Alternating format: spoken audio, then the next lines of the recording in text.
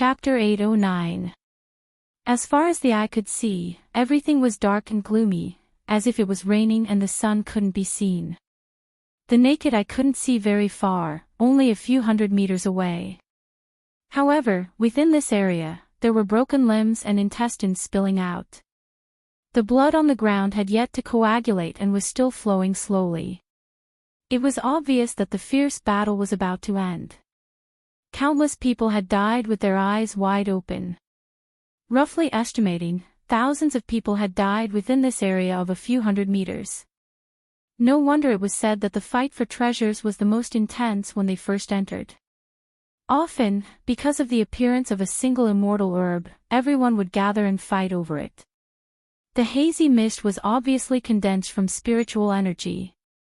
Just breathing it in was enough to refresh one's mind, but the thick smell of blood in the air made it hard for people to breathe freely. The group was glad that they were the last to enter. Although they might have lost the chance to obtain the precious treasure, they had avoided heavy casualties. Everyone here had seen the world, and death was a common occurrence. The tragic scene in front of them shocked them, but there was nothing to be afraid of. Mu Tianzhao's beautiful hair had long been tied into a tight knot. In one hand, she held a small silver-white shield engraved with various patterns of flowers. In the other, she held a sword. Judging from the gleaming luster on the sword, they were no ordinary items. It's best that we don't split up. However, in case we get separated by an accident, everyone must remember the way back. After Mu Tianzhao's sincere explanation, a resolute expression flashed across her face as she warned, but I'll say the ugly words first. According to the previous agreement, if you withdraw without obtaining any valuable treasures, Si Tong will not pay a single spirit stone. No one said anything. Most of them were vigilant of their surroundings. Yu Qianqiu tilted his head and rummaged through a pile of jade archives and illustrations from his storage pouch. After arranging them in a convenient order, he put them back into his storage pouch. He kept 2 of the immortal herbs in his hand, ready to compare them with the real thing. He had no choice. Unlike everyone else, they were all natives of the immortal realm. Even if they hadn't seen many things before, they had at least heard of them. With one look, they could tell what they should pick and what they shouldn't. However, when they saw that he didn't take out any transcendent artifacts, but instead took out 2 jade archives, they became curious. Only Tao Zhong turned his head to the side speechlessly. You're a second-generation rich kid. What are you doing here? Is this a place for you to play? Mu Tianzhao asked suspiciously. Yu Qianqiu, don't you have any Dharma treasures? Yu Qianqiu raised his head and let out an awe. When he came back to his senses, he casually took out a flying sword from his sleeve. With a flash of cold light, it went back into his sleeve. Everyone looked at each other in dismay. They were all interested in his sleeve and couldn't help but take a few more glances. Seeing that he was prepared, Mu Tianzhao nodded slightly, waved the shield in her hand, and said, "Let's go." The group flew up lightly, passing by the bloody corpses, not daring to fly too high. After flying out of this wretched land of intense slaughter, he landed on the ground and walked again. Because everyone was here to look for treasures, the line of sight here was not good. If they flew too high, they would definitely miss something. While everyone was vigilant of their surroundings, they were also searching for something. Yu Qianqiu could be said to be the most proactive one. He held 2 jade archives in his hands, his eyes darting around as he ran at the very front. If he found any suspicious plants, he would immediately take out the jade archives and quickly compare them. The others could not understand what he was doing, but Mu Tianzhao was a little touched by his initiative. Tao Zhong was the only one who scolded him in his heart. A second-generation rich kid. Their surroundings were always covered in fog formed by dense spiritual energy. If they were to cultivate here, they might even be able to save on spirit stones. Yu Qianqiu was even wondering if he should bring the Utopia army here for training, Perhaps it was because they were shrouded in spirit fog for a long period of time and never saw sunlight, but the plants in the ruins of God looked a little strange. They were mostly different from the plants commonly seen outside. This brought great trouble to Yu Qianqiu's search. He could barely walk far, and he would have to stop for a moment when he encountered a strange plant. However, the benefits it brought were also great. It did not take long for him to be able to eliminate some things without looking at the jade archives. The entire terrain of the ruins of God seemed to be made up of hills. Tall mountains were rarely seen, perhaps because they had not yet ventured deep into the ruins. It was also probably related to the lack of sunlight. There were very few tall trees in the surroundings. This was a good thing for the treasure hunters, as they did not have as much cover. Along the way, they occasionally saw traces of fighting. There were ferocious beasts that had been killed, as well as the corpses of those who had been killed in battle. The storage bags and storage bracelets on their bodies were nowhere to be seen. It was obvious that they had been taken by their opponents. After hundreds of thousands of people swept through the area, it was indeed very safe. Even the wild beasts were probably scared out of their wits, let alone the ferocious beasts. Although Yu Qianqiu and the others were the last to enter, they did not come out empty-handed. They found quite a number of immortal herbs along the way. Although they were not very valuable, they would pick them as long as they passed by. Because the reward given by the four-way sect was 1/10 of the estimated value of the items they found, every item they collected was equivalent to an additional reward. This made Yu Qianqiu admire Mu Tianjiao's methods. She made everyone feel like they were shareholders in his previous life, working hard with the mentality that the more they earned, the more they would get. However, Yu Qianqiu was not interested in this small amount of money.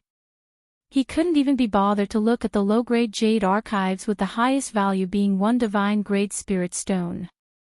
In his hand were mid-grade and high-grade jade archives with the lowest value of one divine-grade spirit stone, with the highest value reaching hundreds of billions of divine-grade spirit stones. Currently, everyone was still in the outer region of the ruins of God. It would be very difficult for Huang Xiaolong to find mid-grade and high-grade immortal herbs. Everyone had more or less harvested their harvest, but he did not even touch a single stalk. Not to mention Mu Tianjiao, even everyone else was a little unhappy. Because once they went out, he, Yu Qianqiu, would have to take a share of everyone's hard-earned harvest. How could he just split the money and not do any work? Who knew that before everyone could complain, Yu Qianqiu would be the first to do so? He who was walking at the front suddenly stopped, turning around and shouting at the crowd, following behind others like this is not a solution. There really isn't anything valuable here. Even if there was, it would have been swept clean by the hundreds of thousands of people ahead of us. Why don't we just fly forward, go deeper inside and make a fortune? What do you guys think? Everyone exchanged a look, hesitating. Going deeper inside was indeed possible, but there were definitely too many people here. Even if they came across something good, they would have to fight to snatch it. The risk was too high. If they dragged on for another day or two, many people would die, and the danger would be greatly reduced. At that time, it wouldn't be too late to plot again. Mu Tianjiao pondered in silence. In truth, her thoughts were more or less the same as everyone else. She indeed wanted to drag on for another day or two. Seeing that no one spoke, Yu Qianqiu waved his arm, shouting, "What's there to be afraid of? The timid will starve to death, the bold will die from overeating. It's impossible to make a fortune without taking risks. Everyone, be straightforward, are we going or not?" Someone couldn't stand it, mistaking him for someone slacking off and mocking, "Since you don't work and keep wandering around, why don't you go deeper and explore the situation first?" Mu Tianjiao still wanted to stop them, telling everyone not to cause trouble that was detrimental to unity. Unexpectedly, Yu Qianqiu slapped his thigh and laughed. "Good idea, you guys take your time to search, I'll go scout out the situation first, then come back to look for you guys. It's settled then." With that said, he disappeared into the spirit fog with a whoosh. Mu Tianjia wanted to stop him, but she didn't have time. The group of people were speechless, realizing that this guy was really bold, actually daring to go in alone. Yu Qianqiu flew inside quickly with a face full of excitement. He had long wanted to leave the group and act alone. Otherwise, if he encountered something good, it would be inconvenient to take it for himself, and if he was forced to kill his own people to snatch the treasure, how embarrassing would that be? Just as he was fantasizing that he had picked up a treasure worth hundreds of billions, suddenly, a sharp whistle cut through the air, and dozens of streams of light formed a matrix, sealing off his path forward and retreat, rapidly shooting towards him. If it was someone else who encountered this, they would probably be in danger, because they had lost the space to teleport through and dodge. F***ck. You're courting death. Yu Qianqiu was instantly enraged. He hadn't found anyone to fight since he came in, but someone actually ambushed him. It was really intolerable. With a wave of his arms, he used the metal incantation, and in an instant, dozens of flying swords that attacked him exploded into silver powder with a hum. At the same time that he attacked, Yu Qianqiu quickly passed through the silver powder that filled the air and shot in the direction of the attack. Along the way, he was afraid that the person who ambushed him would escape, so he disappeared with a teleport, directly appearing in the forest below. The 30 people lying in ambush in the forest were prepared to secretly attack and steal the treasure. Before entering the Divine Ruin Realm, they had already secretly trained in a group attack in the sect for a long time. This was the first time that they had found someone alone, and the first time they attacked as a group. Who knew that after the flying swords were released, they would suddenly lose contact with everyone? The 30 people were looking at each other in dismay when they suddenly realized that there was one more person among them, and they were immediately shocked. Before they could react, the other party had already shaken his arms and shouted angrily, "Star-absorbing great technique." Everyone only saw a burst of white smoke in front of them, and they instantly lost consciousness. F***ck. I am number one in the world below the immortal realm. How dare you sneak attack me, you must be tired of living. Yu Qianqiu cursed and crushed a skeleton, taking the storage bags from the waists of the 30 skeletons into his hands. Carrying a large pile of storage bags, his mood immediately became better. He leaned against a tree and happily checked the storage bags one by one, but the more he looked, the darker his face became. He didn't find anything valuable. After confiscating all the storage bags, he rushed out of the forest with a whoosh. He didn't know which sect the 30 skeletons on the ground belonged to, but they were all destroyed in the blink of an eye. He didn't know how the elders of the sect who were waiting outside the divine ruins would react when they found out, and he didn't know how the sect who had secretly trained them in a joint attack would react when they found out. Chapter 8:10. To Yu Qianqiu, killing these people did not burden him in the slightest. Entering this place to fight and kill was a matter of life and death. Success or failure was up to the heavens. Moreover, these people were the ones who made the first move. He had not flown far from the place where he had killed people when he faintly heard the sounds of an intense battle. It sounded like a group of people were fighting. Yu Qianqiu immediately slowed down and arrived outside a valley. He quietly floated close to the ground and hid behind a large boulder. He peeked his head out to take a look. By the time he saw what was happening, the intense battle was almost over. He saw with his own eyes one of the people being dismembered by a group of swords. There were other corpses scattered all over the valley. Another surrounded gray-robed man suddenly summoned something from his storage bangle. He grabbed it in his hand and shouted angrily, "Stop! Or I'll destroy it." The dozen or so blue-robed men surrounding him immediately hesitated. Their flying swords hovered in the air, glaring at the gray-robed man. However, none of them dared to make another move. After exchanging glances, one of them stepped forward and said with a cold smile, "Hand it over, and I promise to let you live." "Do you think I'll believe your bullshit?" the gray-robed man said with a face full of grief and indignation. The leader of the blue-robed men scoffed, what do you want then? If you destroy the thing, you'll still die. Hand it over, and I promise to let you go.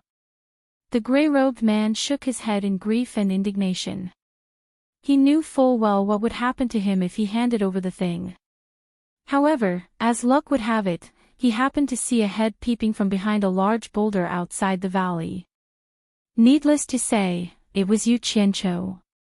The gray-robed man immediately shouted at Yu Qianqiu, "Brother, if you can save my life, I'm willing to give you 1 yuan of the Tri-Element's divine fruit." "Damn it! Don't drag me down with you, you bastard." Yu Qianqiu cursed under his breath and immediately retracted his head. However, he seemed to have heard the name, Tri-Element's divine fruit, somewhere before. He immediately took out the Jade Archive and checked it.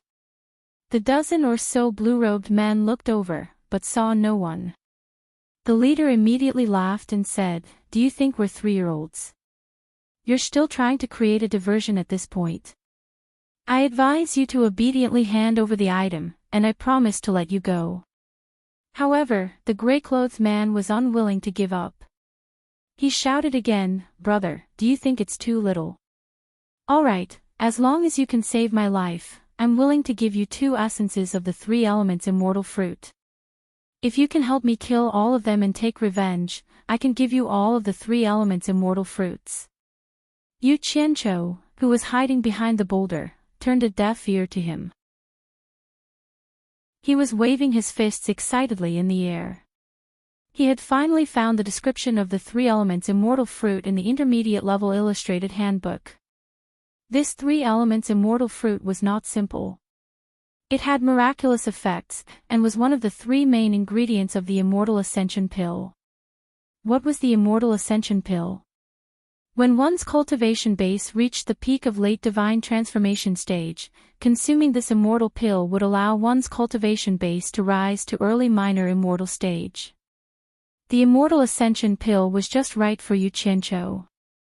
He was at the peak of the soul-severing final stage and was just a step away from breaking through to the minor immortal early stage. Don't underestimate this one step. Even in the immortal world, there were many people who couldn't take this step. Of course, reaching the early minor immortal stage didn't mean that one could forge an immortal physique. But as long as one's cultivation reached this level, forging an immortal physique wasn't a difficult task for people in the immortal world. All they needed to do was spend some money to borrow the passage from the Immortal Palace. Any one of the 72 passages from the immortal world to the mortal world would do. Even though the Immortal Ascension Pill was nothing to most cultivators in the immortal world, it was a priceless treasure for those who were stuck in the soul-severing stage for their entire lives. Especially those rich and powerful families in the immortal world, they would spend large sums of money to purchase it. One had to know that although the lifespan of a soul-severing cultivator was long, it wasn't immortality. Once one stepped into the immortal realm and forged an immortal physique, one would be able to live forever. Just imagine how tempting this was. Hence, the price of the Immortal Ascension Pill had always been high in the immortal world. One Immortal Ascension Pill could be sold for 1 billion divine grade spirit stones, and it could be even higher. As for the main ingredient, the 3 elements immortal fruit, even if it wasn't refined into an immortal pill, it could still be sold for 300 million divine grade spirit stones. How could Yu Qianqiu not be excited? The gray-robed man raising the price once again immediately attracted the attention of the group of blue-robed men.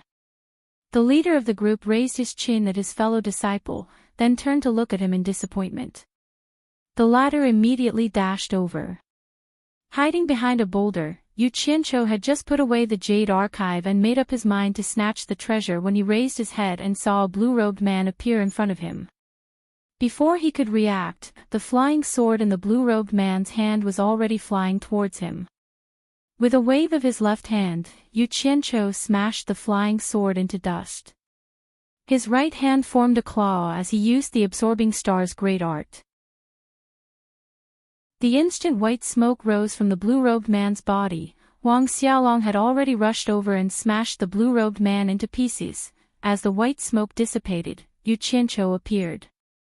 Standing at the valley's exit, he slowly turned around to face the group of blue-robed men. Such a shocking entrance method immediately shocked the group of blue-clothed people. They didn't see the scene of Yu Qianqiu smashing the flying sword behind the rock, but they saw the scene of their fellow disciple being smashed into pieces by the opponent's palm. His fellow disciple didn't even have the time to scream before he died. The group of blue-robed men looked at Yu Qianqiu's cultivation, but none of them could see through it. They exchanged looks and saw the fear in each other's eyes. The leader of the group even exclaimed, "You're an immortal expert. How did you enter the divine ruin realm?" Yu Qianqiu wanted this kind of shocking effect. Although the absorbing star's great art was powerful, he did not want to casually show it in front of outsiders. This was because this move was a trump card no matter where he went. It had to be used conservatively, so he still used it to confuse them. "You've got some guts. I didn't want to interfere in your matters, but you actually dared to attack me first. You're really tired of living." Yu Qianqiu snorted coldly as he slowly walked into the valley. The gray-robed man was overjoyed. He looked around, and while the others were not paying attention, he teleported behind Yu Qianqiu to hide. At this moment, the leader of the blue-robed men shouted, "Run!" He was the first to teleport far away into the air, and then quickly flew away. The others also ran away at almost the same time. Yu Qianqiu was startled. The distance was a little far. He wanted to get closer and use his qi to lock onto them, then use the absorbing star's great art to finish them all off, and strive to leave no one alive. Who would have thought that the other party would run away without even thinking? He had thought that his shocking entrance would scare them into not daring to move, but they still ran away. He was only at the soul formation stage, so it was impossible for him to catch up to them one by one. "Thank you for saving my life, Senior." The gray-robed man's voice sounded from behind him. Yu Qianqiu turned around and glared at him coldly. He was a little displeased. If it weren't for the fact that he was afraid of damaging the treasures in this guy's hands, he would have killed him a long time ago. The gray-robed man shuddered in the face of his cold gaze, and he offered the three-element divine fruits with both hands. "In order to thank Senior for saving my life, I am willing to offer all of the three-element divine fruits to you, Senior." On the tip of a foot-long, dark green sawtooth grass, 3 quail egg-sized, bright red fruits were growing. The fruits were faintly glowing with a thin layer of red light. A strange fragrance that could make one's heart melt slowly drifted out from the hands of the man in gray. Yu Qianqiu's eyes lit up. It was exactly the same as what was recorded in the handbook. He reached out to grab it, took a look, and sniffed it before stuffing it into his storage pouch. He then looked at the gray-robed man, who didn't dare to stand up straight, and asked, "You wouldn't give it to them even if you died, so why are you giving it to me?" The gray-robed man said respectfully, "They killed my fellow sect brothers, so I naturally can't give it to them. Besides, even if I give it to them, they won't let me go.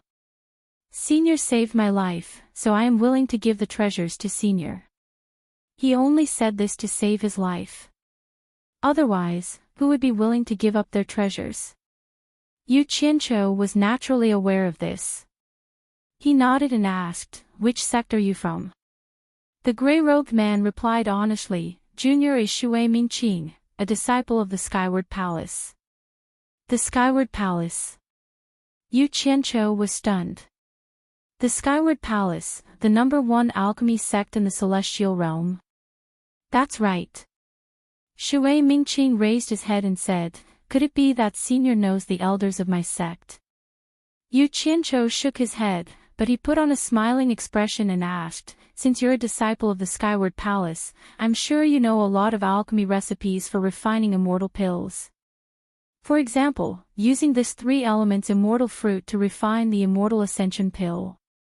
Although his expression became amiable, Shui Mingqing felt a chill down his spine. It was as if he had seen a dagger hidden in a smile. He immediately waved his hand and said, "Junior is just an external affairs disciple. Our sect's disciples haven't reached the celestial realm, so they don't have the chance to come into contact with alchemy. So Junior doesn't know any alchemy recipes. Yu Qianzhou snorted and said with a cold smile, "You're clearly lying to me. As a disciple of the Skyward Palace, how can you not know anything about alchemy?" Shui Mingqing hurriedly explained, "Senior may not know this, but before the cultivation of our Skyward Palace's disciples reaches the celestial realm, apart from cultivation, the main thing is to learn how to recognize various kinds of immortal herbs and be familiar with the medicinal properties of various immortal herbs and pills.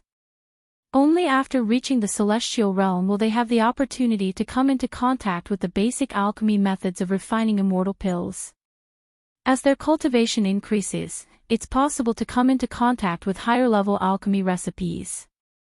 This rule of our sect is not a secret in the celestial realm, and many people know about it." "Senior, why?" He didn't finish his sentence, but Yu Qianzhou was not a fool. Naturally, he knew what he wanted to say, but now he believed that what he said was true. After a pause, his eyebrows suddenly moved as if he remembered something. He coughed and said, "Since you said you're familiar with the medicinal properties of various kinds of immortal herbs and pills, I'd like to test you. Do you know about the limit-breaking pill?" "Yes." Shui Mingqing replied confidently, "The limit-breaking pill is transparent white. Ordinary cultivators with spirit stones can increase their cultivation by 1 level every time they take one, and they can't increase any more when they reach the end of the tribulation passing stage. There are actually 2 other colors of the limit-breaking pill, one is purple, and the other is red. Actually, both of them are poisonous pills." Chapter 8:11. Shui Mingqing spoke tirelessly, clearly explaining the pros and cons of the limit-breaking pill. His explanation was even clearer than Yu Qianzhou's understanding from the pill formula Jade Archive. He even thoroughly analyzed the medicinal principles of the limit-breaking pill. This greatly amazed Yu Qianzhou. The Skyward Palace was indeed worthy of being the leader of the industry in the immortal realm. It had already formed a fairly complete cultivation system. Its disciples had already laid a solid foundation before they even came into contact with alchemy. Once they officially started in the future, they would be able to achieve twice the results with half the effort. Sure enough, the methods accumulated over the years were not something that the cultivation sects in the mortal world could compare with. "Then let me test you again. Is there any way to get rid of the toxins that have seeped into the body after taking the limit-breaking pill?" Yu Qianzhou asked with a smile, his hands behind his back. He really did have the air of an old pedant testing his students. Shui Mingqing's face was filled with doubt. He did not know why this senior would ask such a simple question. Even if these questions were not known to everyone in the immortal realm, they were not secrets, were they? Yu Qianzhou urged with a smile, "It doesn't matter. Don't worry and say it boldly." Shui Mingqing paused for a moment, then continued to reply respectfully, "The toxins of the real limit-breaking pill are relatively mild. Generally, cultivators can rely on their own cultivation to self-regulate and eliminate the toxins within a month. But the limit-breaking pill is different. It is very harmful to the cultivator's body. The more they take, the more toxins will seep into their limbs, bones, and meridians. In severe cases, they will die suddenly, but in light cases, their cultivation will not progress. In fact, many people in the immortal realm use the limit-breaking pill to forcibly increase their cultivation. But for the famous sects, this method of spoiling things through excessive enthusiasm is generally not used. At first glance, it can quickly form a batch of power in a short period of time. But in the long run, even if the golden marrow cleansing pill is used to get rid of the toxins in the body, it will also cause congenital damage to the meridians in the limbs and bones, resulting in acquired deficiencies. This will bring great confusion to future cultivation. Since ancient times, almost none of the cultivators who have taken the limit-breaking pill have been able to increase their cultivation above the great immortal realm, unless there is another elixir to remedy it. So for the famous sects, they generally do not use methods like spoiling things through excessive enthusiasm like the limit-breaking pill. Because for them, they care more about long-term benefits. Only when there are more strong cultivators in the sect can the benefits of the sect last longer. That makes sense. Yu Qianqiu nodded slightly and asked, the marrow-cleansing golden pill you mentioned is the thing that can remove the poison from the limit-breaking pill, right? Exactly. Shui Mingqing couldn't help but ask, with Senior's cultivation, you shouldn't need the marrow-washing golden pill, right? Senior, do you have someone who has taken the limit-breaking pill? Smart. To think that you would be able to guess that. Yu Qianqiu laughed out and pill and, is it expensive? Shui Mingqing really wanted to take a closer look at what kind of person this person was. Why did he keep asking this question that everyone knew about? However, he did not dare to be presumptuous. After all, with this person's cultivation base, he could kill Shui Mingqing at any time.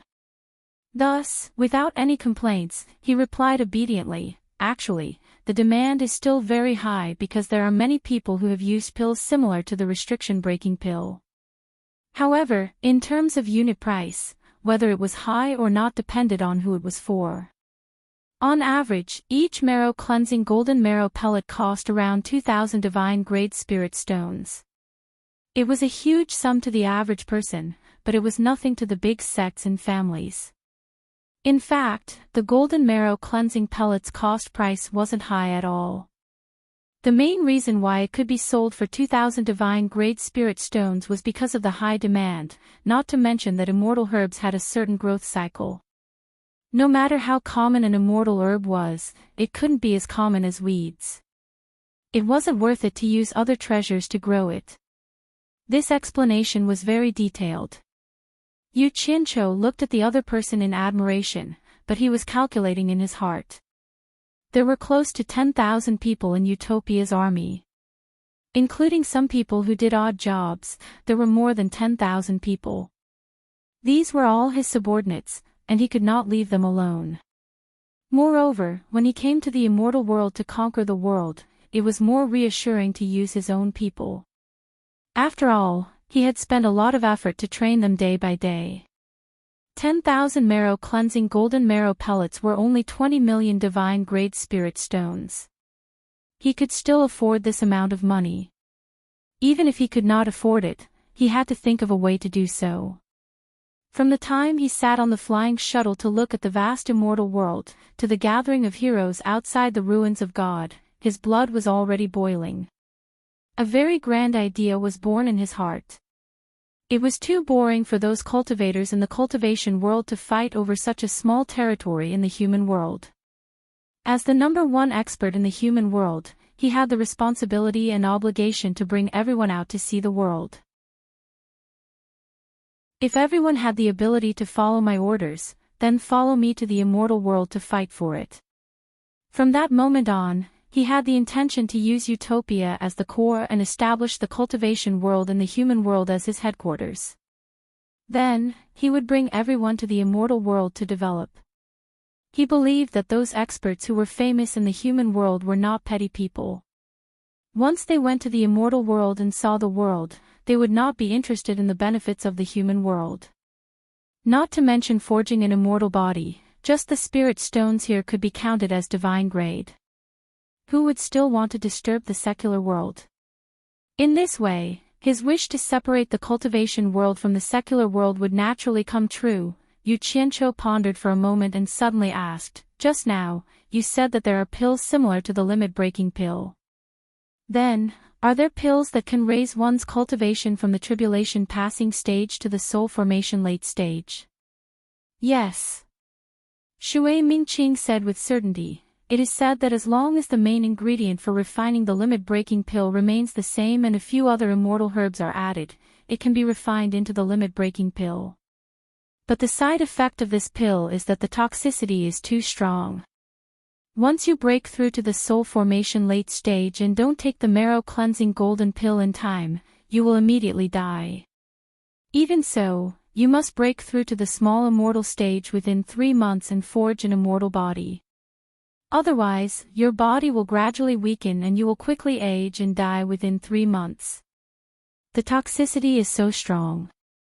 Yu Qianqiu was shocked and asked, "Are you sure you didn't make a mistake?" Shui Mingqing raised his head and looked at him seriously and said, "Senior, you can ask others. There should be many people in the immortal world who know about this. But generally, no one will take the limit-breaking pill. It should be known that it is impossible to break through from the soul formation late stage to the small immortal stage within 3 months. Only those who have the immortal ascension pill would dare to do so. But one immortal ascension pill is worth 1 billion divine-grade spirit stones. It is not a small amount for ordinary sections. Using this method to raise one's cultivation level is simply using a huge amount of spirit stones. Not many people can afford it. Plus, using the limit-breaking pill to raise one's cultivation level has a huge impact on the future, so very few people use it. Yu Qianqiu couldn't help but suck in a breath of cold air. Putting everything else aside, one immortal ascension pill was worth 1 billion divine-grade spirit stones. If he raised the cultivation level of all the people in Utopia to the small immortal stage, it would be an astronomical figure. Even the wealthy immortal palace would not be able to afford it. After a moment of shock, he calmed down. As long as he could find the various immortal herbs to refine the pill in the ruins of God, with the help of the purple chaos in Utopia, it would not be a problem to cultivate a large number of immortal herbs. The real problem was in the refining. With the pill refining recipe he could make a living in the mortal world, but it was obviously not good enough in the immortal world. But then again, as long as he could control a large number of rare immortal herbs, he would not have to worry about not being able to earn money in the immortal world. At the same time, he would not have to spend so much money. The most important problem now was to find the rare immortal herbs to cultivate, and then the problem of refining. As for finding rare spirit herbs, he had planned to do so before entering the ruins of God, but to find someone to refine the pill. Yu Qianqiu pinched his chin and looked at Shui Mingqing greedily. He had already set his sights on the number 1 alchemist sect in the immortal world, Skyward Palace. Looking at the clothes of the corpses scattered in the valley, Yu Qianqiu sighed meaningfully. It seems that among the 30 people from Skyward Palace who came in, you are the only one who is lucky enough to be alive. What are your plans for the future? Shui Mingqing's face darkened when he heard this. He slowly shook his head and said, "If I can find a valuable treasure and return, it will be a great contribution. If I go back empty-handed, I'm afraid my cultivation will come to an end." Yu Qianqiu suddenly chuckled and said, "Even if you have a valuable treasure in your hands, do you think you can leave the ruins of God by yourself? I'm afraid there are already people lying in ambush at the exit of the ruins of God, waiting for a lone person like you to walk right into the trap." Shui Mingqing was immediately stunned on the spot. After a moment of absent-mindedness, he suddenly raised his head and bowed. "Senior's cultivation is profound. Please show me a way out." He was not stupid. After he reacted, he immediately guessed that Yu Qianqiu must have a purpose for saying this. Otherwise, with the other party's cultivation, there was no need for him to pay attention to him. Talking to smart people is really enjoyable. You understand with just a hint. Yu Qianqiu scanned the entire valley and said slowly, "I won't hide it from you. After we go out, I will have to deal with your sect. When the time comes, you can introduce me to them. Secondly, you will follow me for this month. When we go out together a month later, I will give you a rare treasure that you can take out so that you can explain to your sect. Of course, during this month, you will also have to display your specialty and help me lead the team to find all kinds of rare immortal herbs. What do you think?" Shui Mingqing was overjoyed. With the other party's ability, it should not be a problem to protect him. Moreover, there was no need for the other party to lie to him. He was such a burden in this dangerous area, He immediately bowed and said, Junior will follow Senior's arrangements. Ah. As he said this, he looked around and was stunned. Senior wants me to lead the team. May I know where Senior's men are? Chapter 8:12. Yu Qianqiu laughed and walked over to pat him on the shoulder. He seemed to have found the feeling when Immortal Crocodile patted him. Then he said, Don't worry, it won't be long before a large number of experts will come to command you. I guarantee that you'll have a good time in the Divine Ruin Realm. Shui Mingqing was shocked by his pat and nodded with an awkward smile. I'll follow Senior's arrangements, Senior's arrangements. Yu Qianqiu looked around and pointed to the valley. Find a place to hide in this valley first. Wait for me for a day or two. I'll come find you then. A day or two. Shui Mingqing immediately said with a bitter face, Senior, there are no good places to hide in this valley. I'm afraid I won't be able to hold on for a day or two before I'm discovered. I see. Yu Qianqiu was startled. He waved his hand and said, It's okay, I'll give you a safe place to hide. Just as he waved his hand, the ground surged and the two of them went straight underground. Shui Mingqing looked around in surprise and said blankly, Earth manipulation technique. The layer of soil above their heads healed and the light disappeared instantly. The two of them were still sinking until they reached a depth of about 100 meters underground. Yu Qianqiu learned from Huang Tian that day and scattered a large pile of fluorite. The surrounding layer of soil was inlaid with fluorite and retreated. In a short while, a spacious underground room was formed with tables and chairs. Although Shui Mingqing knew of the earth manipulation technique, it was still the first time he witnessed such a magical scene. His eyes couldn't help but shine as he cupped his hands and praised, Senior's methods are indeed extraordinary. Junior is impressed. Stop flattering me and don't run around. Wait for me to come back. Yu Qianqiu dove into the soil and disappeared. The cornucopia of the world commerce had lost its former prosperity. Although the ruins had been cleaned up, it would still take time for the cornucopia to recover its former vitality. The half-collapsed God of Wealth peak became steeper and steeper. The protective formation that had been broken back then could no longer be set up because of Yin Baikong's death. Even if it could be set up, it would certainly not be as powerful as the one Yin Baikong had set up. World Chamber of Commerce no longer had such a capable person. Yu Qianqiu stood quietly at the edge of the cliff outside the cornucopia. The suspension bridge leading to the cornucopia was right in front of him. It had lost its usual sense of mystery.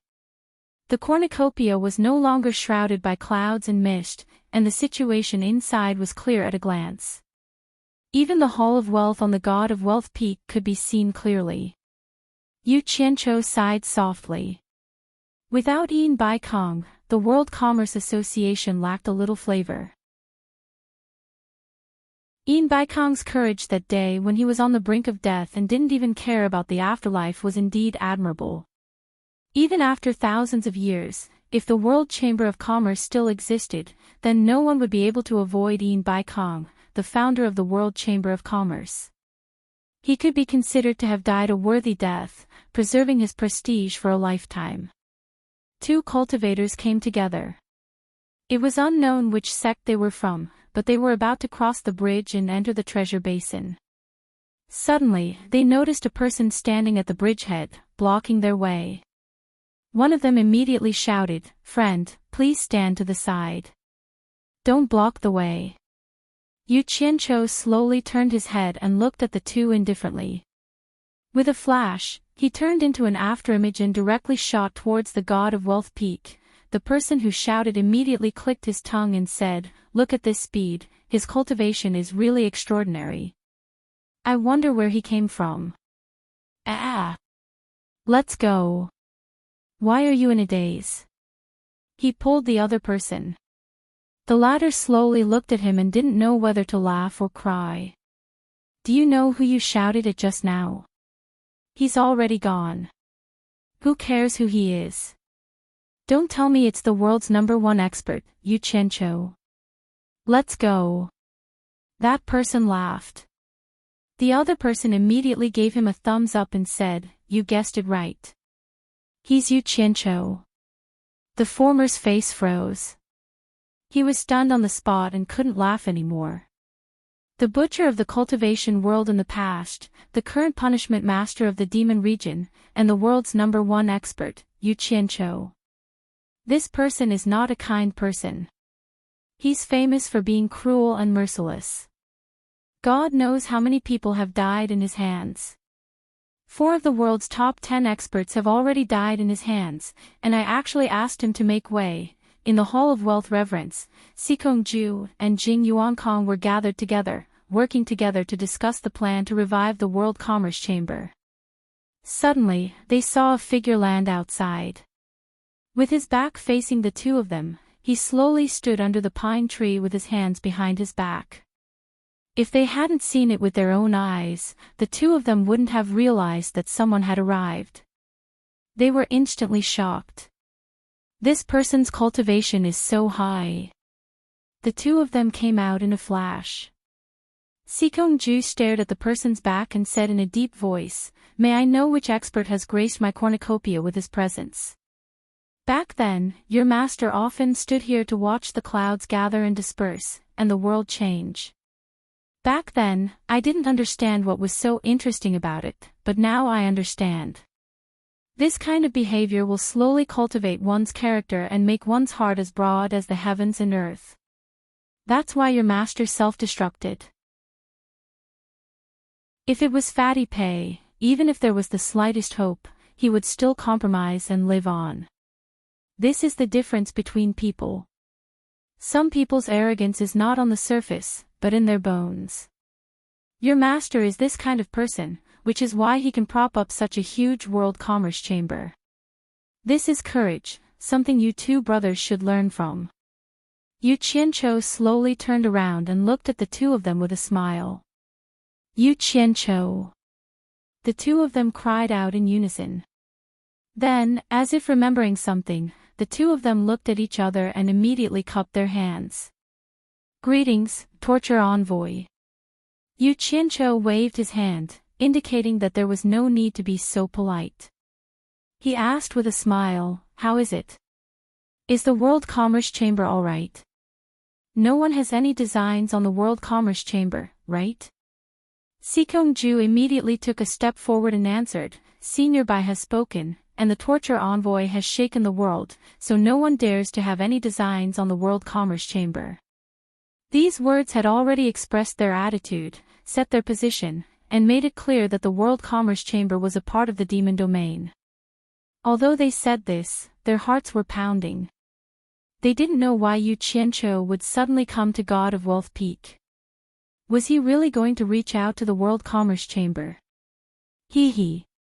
Don't be so courteous. I'm here to ask for your help. Yu Qianqiu said bluntly, the World Commerce Chamber's contact network is spread across all the countries. I want you to help me spread a message. Tell all the soul formation experts in the world that the great formation sealing the Holy East lands has been broken, and the trapped experts from the immortal and netherworld have already returned. Within 2 days, I want all the soul formation experts in the world to gather in the Holy East lands. At that time, I have an important announcement. Those who can't get there within 2 days will bear the consequences. Holy East lands. Xikong Ju and Jing Yuankong were stunned by this news.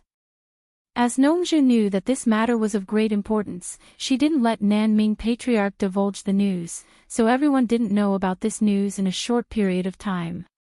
From Yu Qianqiu's words, the 2 of them couldn't help but think of the rumors from a while ago.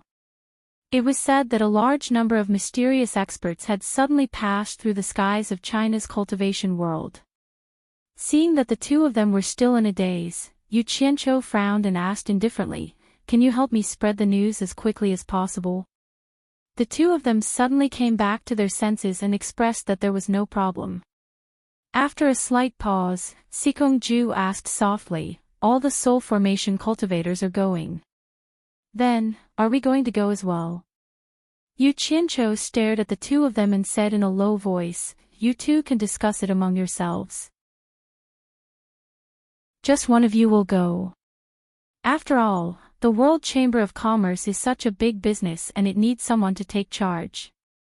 If one of you comes, go and experience it. It will be beneficial to the development of the World Chamber of Commerce. Also, Xian Island has been destroyed, so there's no need to inform Nanming Patriarch and Nongzhu. The other soul formation experts must be informed. It's up to them whether they want to come or not. Let them decide for themselves." The reason why he didn't want to inform Nongzhu and Nanming Patriarch was mainly because he was worried that those women wouldn't have anyone to protect them. After all, Yan Zhuixing's matter hadn't been completely settled and he didn't know what would happen in the future. After receiving the news, Bing Qingzi's disciples had also disappeared. He ordered Gu Qingyun and Hong Qi to send people to secretly search for them, but there was still no news until now. He didn't know where they were hiding. Because of this, he didn't dare to relax his protection of those women. Although Yan Zhuixing's matter hadn't been completely settled and it made him feel uncomfortable, he didn't have the time to play hide and seek with Yan Zhuixing.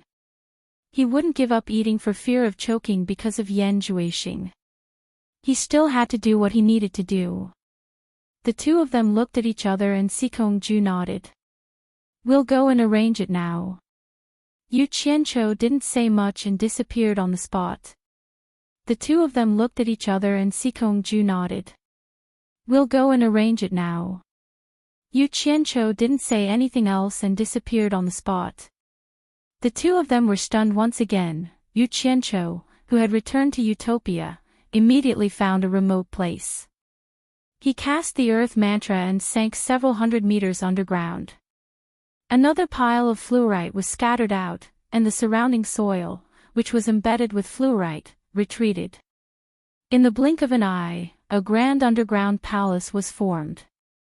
However, this underground palace wasn't like before. The decorations in the surroundings were arranged in picturesque disorder. Standing in it would give people a feeling of being in a mysterious formation. After spending half a day and putting in a lot of effort to carve the underground palace to make it more mysterious, he nodded in satisfaction and silently memorized the layout before disappearing on the spot. When he appeared again, he appeared in the underground palace where he had met the underworld saintess. He released his divine sense and scanned the surroundings. After confirming that there was no one around, he waved his hand and pointed at the ground. The dark stone floor melted, and the soil underground also melted. He slowly walked down, and a slanted underground tunnel formed. When he was nearly 100 meters down, he scattered another pile of fluorite and executed the earth art. Soon, a magnificent underground palace that was exactly the same as the one under Utopia was formed. Looking around the underground palace, a smile appeared on his lips. The reason why he put in so much effort was because he couldn't always fool others like how he had fooled a mortal crocodile. That method could fool one or two people, but it would be unbearable to fool a large group of people. Now that he had created two identical places, he wouldn't have to be afraid even if he was in Utopia. Chapter 8:13. In the sky above the vast East Sea, more than 300 soul formation experts gathered in a group and quickly flew toward the East Holy Land. The lineup was huge and spectacular, rarely seen in the cultivation world. They were led by Nongzhu, Wen Lanfeng, Li Duxing, and Hu Changshou, the three experts at the last stage of transforming spirit realm. They were also the only few experts at the last stage of transforming spirit realm in the cultivation world except for Yu Qianqiu. Most of the other soul formation experts had died in the hands of the previous torturers of the demon ghost region. The hundreds of people behind them were mostly lords in the middle stage of the soul formation realm. There were also some in the early stage like Sikongju. Lu Yanqing was also in this group. There was no other way. She was also a soul formation expert. Who would dare to disobey the order of the demon ghost region's torturer? The death of Pei Fong and the others was a warning. At this time, Lu Yanqing was no longer wearing the gauze hat she wore when she went out. Her short hair was wrapped in a piece of gauze, and her expression was neither happy nor sad. The appearance of her stunning appearance should have attracted everyone's attention, but everyone's expressions were grave. No one could be satisfied with her at this time. Looking down at the surging waves of the ocean below, everyone's emotions were fluctuating like the ocean. Right now, the opening of the East Holy Land wasn't the thing they were most concerned about. What they were most worried about was something else, the appointment at the East Sea again. The soul formation experts' hearts trembled at the thought of this word. The previous torturer of the demon ghost region, Bai Changchun, had invited everyone to the East Sea to show off his power. He had ruthlessly slaughtered several people and intimidated the entire cultivation world. Now, the new torturer of the demon ghost region had come to the East Sea again. Oh my God! What did Yu Qianqiu want to do? Did he want to ruthlessly show off his power like his master? Was the death of Pei Fong, Ou Yangde, Qi Zhoujuan, and Bing Qingzi not enough? When the group received the order from the World Chamber of Commerce, they were all dumbfounded. They hurriedly used the communication array to contact each other, only to find that everyone had received a terrible invitation. Actually, no one wanted to go, but no one dared to say no. Yu Qianqiu's vicious and merciless methods were well known. In the end, a group of people came up with a good idea. All of them gathered in the purple bamboo forest in the South Sea and begged Nongzhu to speak for them at the critical moment, because Nongzhu had a good relationship with the two torture envoys of the demon ghost region.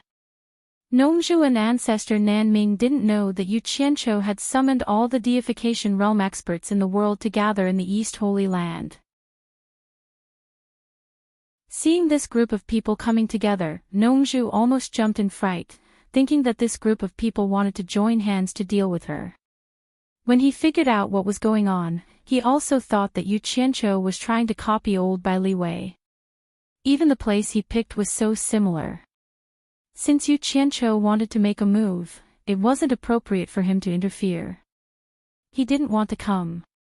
However, he could not resist everyone's pleading. Moreover, seeing that Wen Lanfeng, Lu Yanqing, and the others had also received an invitation, he could no longer ignore it. So he left ancestor Nanming to look after the house and rushed over with a group of people. Above the undulating blue sea, the group of people all stopped at the place where there was supposed to be called Xian Island. They looked around, but there was no trace of Xian Island. Looking ahead again, the East Holy Land, which had been covered by the white fog for many years, finally unveiled its mysterious veil. Everyone looked ahead in a daze. No matter whether they believed it or not, that mysterious land was in front of them. Nongzhu looked back at the crowd and said with a wry smile, "Since everyone is here, let's go and have a look together." Then she took the lead and flew over, followed by a group of people. As soon as they arrived in the sky above the East Holy Land, they couldn't help looking around, but they didn't find how dangerous this legendary place was. It seemed to be no different from the land on the other side of the sea. They looked around but didn't find Yu Qianqiu's figure there. Li Duxing's eyes flashed, and his only arm pointed to a towering stele not far away. It stood in front of them like a tower and was very conspicuous. Nongzhu led a group of people to fly over again. There was a big arrow on the stele, and there were words beside it, "Go straight in the direction of the arrow. I'll wait for you in front. Come as soon as possible and destroy the stele after you've seen it. Yu Qianqiu." The group of people looked at each other and then at each other. They didn't know what Yu Qianqiu was doing. It didn't look like he was going to use them to show his power. The arrowhead pointed to the east. Nongzhu struck out a fierce gang wind with one palm. With a loud bang, the earth stele disintegrated instantly. Then she waved her hand and said, "Let's go. Let's go and see what that guy is doing." The group of people quickly flew toward the east. The mountains and rivers below passed quickly under their eyes, and they were amazed by the occasional glimpse of the indigenous tribes. On the way, They occasionally saw cities and secular people bustling on the streets of the cities. They couldn't believe that this was the legendary dangerous Holy Land of East. They flew for a whole day, but still didn't see Yuchencho's figure. They all suspected that they had bumped into Yuchencho. But they had been flying east according to the direction of Yuchencho's arrow. They didn't change their direction. Just as everyone was flying above a vast primeval forest, in the midst of a mountain range, a shout suddenly came from below, "Stop flying, here, it's right here." Hearing that, they stopped and looked down. They vaguely saw Yuchencho waving to them on the top of a towering hill. He shouted, come down, don't dawdle. Come down, it's here. Let's go." Nongju seemed to have become the leader. With a shout, she led everyone to fly down together. When everyone floated in front of Yuchencho, Yuchencho couldn't help but be stunned when he saw Nongju. He said, "I didn't ask you to come, why are you here?" Nongju said unhappily, "You made such a big commotion, I had to come even if I didn't want to." As he said that, he turned to look at the people behind him. Many people turned their heads guiltily. They were the people who urged him to come. When Lanfeng subconsciously turned to look at Lu Yanqing and found that she was biting her lips and staring at Yuchencho. Yuchencho first counted everyone. Seeing that except for Nanming Ancestor and Jing Yuankong, everyone who should be here was here, he immediately waved his hand and said, "All right. Everyone, follow me." He flew towards a gloomy valley in the middle of the towering mountains. Nongju followed behind and shouted, "What on earth do you want to do by bringing us here?" When everyone landed in the gloomy call, they immediately found that there was a mountain gate on the side of the concave mountain wall. It was a dark mountain gate that led to an underground cave residence. They really couldn't see it from the top, so they had to stand in front of it. The stone-carved mountain gate was grand, simple, and elegant. There were strange patterns carved on it, and it was obvious that it was a very old thing. The underground cave residence behind the mountain gate was dark, and a gust of cold air was coming out from inside. Nongju looked at Yuchencho who was walking toward the mountain gate and asked suspiciously, "What did you bring us here for? What is this place?" Standing on the steps of the mountain gate, Yuchencho turned to look at everyone and explained with a smile, "This is a good place." Back then, there were immortals from the immortal world who were trapped in the East Holy Land. They ruled this continent and built an immortal city on the ground, but it was empty now. The other group of people who were trapped were the meditation cultivators from the underworld. They dug out an underground world under this mountain, and this is the entrance to the underground world. When the East Holy Land was broken, all the immortals and meditation cultivators went home, leaving behind this empty underworld. Everyone was shocked. Although Yuchencho said that the people from the underworld had all left, they still couldn't help but feel a chill on their backs. They all looked at the entrance behind Yuchencho in horror. The corner of Nongju's mouth twitched. "You called us here just to let us see this. Why? You don't like it?" Yuchencho stood in the middle of the mountain gate and sneered, "Don't be fooled by the creepy atmosphere in here. Let me tell you, there is an amazing treasure hidden in here. Once you see it, I'm afraid I won't be able to chase you away." Although his words were pleasant to hear, everyone's face was filled with doubt. If there was really such a good treasure, why did you call us here? Nongju frowned and said in a low voice, "Yuchencho, don't make fun of us. It's such a secret place, hidden in such a vast mountain range. How did you find this place? Damn it. Why did you come here and pretend to be a good person? You made it inconvenient for me to use violence." Yuchencho rolled his eyes and said, "Did you forget that after the East Holy Land formation was broken, my master went back to Shantian Island?" Nongju was stunned. "Did Old Bai tell you the location before he went to the underworld?" Everyone was shocked again. Bai Changchun actually came out of the East Holy Land and went to the underworld. Nonsense. If my master didn't tell me, how could I find this place? Yu Qianqiu suddenly chuckled and said, I won't hide it from you all. I found a shocking secret here. There's a teleportation formation here that leads to an abandoned immortal grass garden from the immortal world. I have already gone there once through the teleportation array, but it is too big and the immortal herbs are scattered in the mountains. I don't have enough manpower to search for them by myself. Plus, there are some ferocious beasts in there. Those who are not at the demigod realm can't handle them. So I thought of asking for your help. But don't worry, I won't let you work for nothing. Everyone will get a share of the immortal herbs. Everyone looked at each other. They were all skeptical of this statement. Nongzhu sneered and said, since there is a teleportation array here, why would those people from the immortal world and the underworld be trapped for so long? Who's afraid of a glib tongue? Yu Qianqiu's expression turned serious and said, the heaven and earth formation that seals the East Holy Land is no small matter. It was set up by the Thousand Swords demon monarch himself. As the name suggests, it can seal the heaven and earth. In the beginning, they didn't realize that the heaven and earth formation could isolate the teleportation function of the teleportation array. After it was built, they found out that it was useless. In the end, they left it and let us take advantage of it. Chapter 8:14. In the gloomy valley, over 300 soul-forming stage experts were silent. Contrasted with the surrounding environment, the atmosphere was a little strange. Ren Yu Qianqiu's words were earth-shattering, but everyone still maintained a skeptical attitude. What kind of people were there? They were people who had experienced the cruel survival of the fittest in the cultivation world. How could they be convinced by a few words when faced with such a mysterious matter? Everyone's eyes were fixed on the pitch-black entrance to the underworld. No one knew what was inside, but no matter how they looked at it, it was dangerous.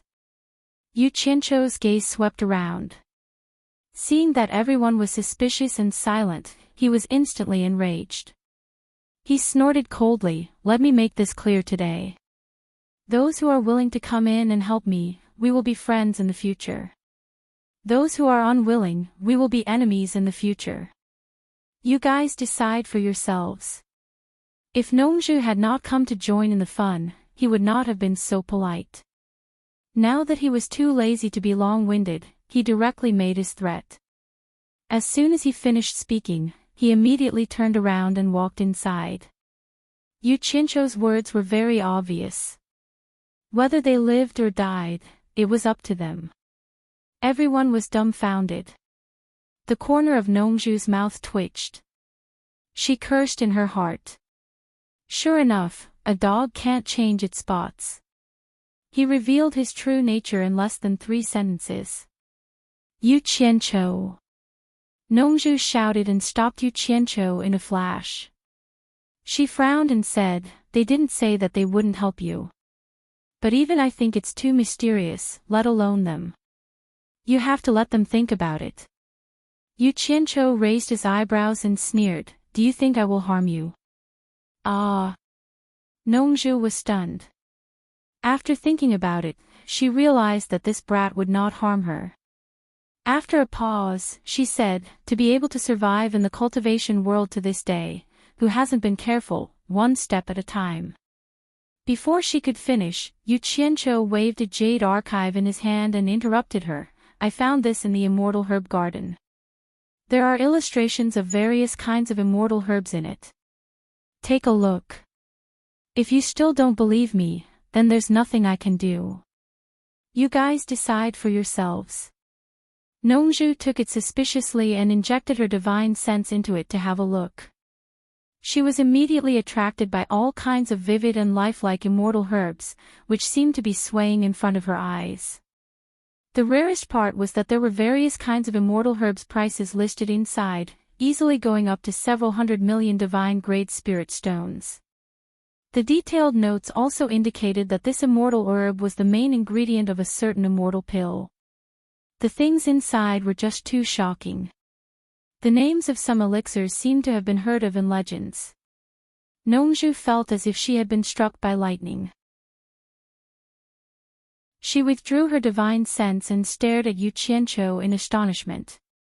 Everyone looked at each other, wondering what Nongzhu had seen that made her look so lost. For a moment, everyone was curious and wanted to see what was inside. Suddenly, Nongzhu cried out involuntarily, "Are there really these things in there?" "Believe it or not, it's up to you." Yu Qianqiu snorted coldly. Lu Yanqing's lips quivered slightly. She had established herself in the cultivation world with her medical skills and was sensitive to all kinds of rare spiritual herbs. Now that she heard about immortal herbs and Nongzhu's loss of composure, it was hard for her not to be tempted. When Lanfeng glanced at her and moved to Nongzhu's side in a flash. She took out the jade archive from Nongzhu's hand and injected her divine sense into it to have a look. She was immediately captivated by what she saw. After a long time, she came to her senses and moved to Lu Yanqing's side, passing the jade archive to her in silence. Lu Yanqing could not wait to receive it. After a brief examination, her delicate body trembled and she eagerly immersed herself in the fantasy world of the immortal herbs inside the jade archive. Yu Qianqiu waited for a while and grew impatient. At this rate, there was nothing they could do. He immediately shouted, "Great miracle healer Lu, we don't have time to wait for you. Everyone, quickly turn it around. One look is enough. Once we enter the immortal herb garden, we can look at the real thing." When Lu Yanqing regained her senses, she looked a little embarrassed. However, she still reluctantly passed the jade archive to the others. Thus, the jade archive was turned around in everyone's hands and finally returned to Yu Qianqiu's hands. Those who had seen the jade archive had their eyes lit up. Not to mention the miraculous effects of the immortal herbs, just the value of each stalk in divine-grade spirit stones was enough to make one's heart palpitate. After looking at the contents of the jade archive, they compared it to the items in the cultivation world. The items in the jade archive were simply rubbish. Everyone was considered to have seen a lot in the cultivation world. The details of the jade archive were intricately engraved, definitely not the work of an ordinary person. In the cultivation world, they had never seen something so lifelike engraved on a jade archive. Everyone knew that with their cultivation, they would not be able to achieve such a feat. However, there was one thing they could be sure of: this jade archive was not a fake. Yu Qianqiu put away the jade archive. Disregarding everyone's agreement, he said indifferently, "The underground palace is very complicated and dangerous. Everyone, follow closely. I won't be responsible if anything happens." He turned around and entered. Unexpectedly, while everyone was still hesitating, Hu Changshou took the lead and followed behind Yu Qianqiu. Nongzhu was next, then Lu Yanqing, followed by Wen Lanfeng, Li Duxing, Sikongju. At this point, there was nothing more to think about.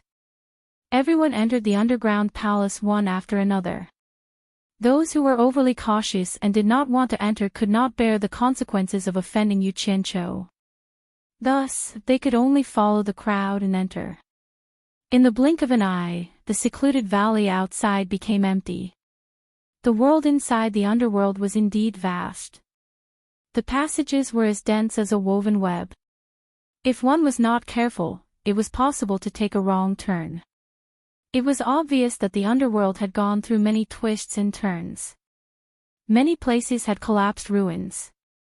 In addition, Yu Qianqiu had said that this place was dangerous. Everyone followed closely behind the people in front, afraid that they would lose track of them. Under Yu Qianqiu's guidance, everyone soon arrived at the Holy Temple. Here, Yu Qianqiu stood in front of the tunnel that the Holy Temple had created and waited for a while. When everyone had arrived, he secretly counted the number of people. When he found that everyone was present, he immediately waved his hand and pointed to the surrounding walls. He smiled and said, "Since everyone has come here, we can't let you come empty-handed. It's good to broaden your horizons. Everyone can take a look at the carvings on the surrounding walls.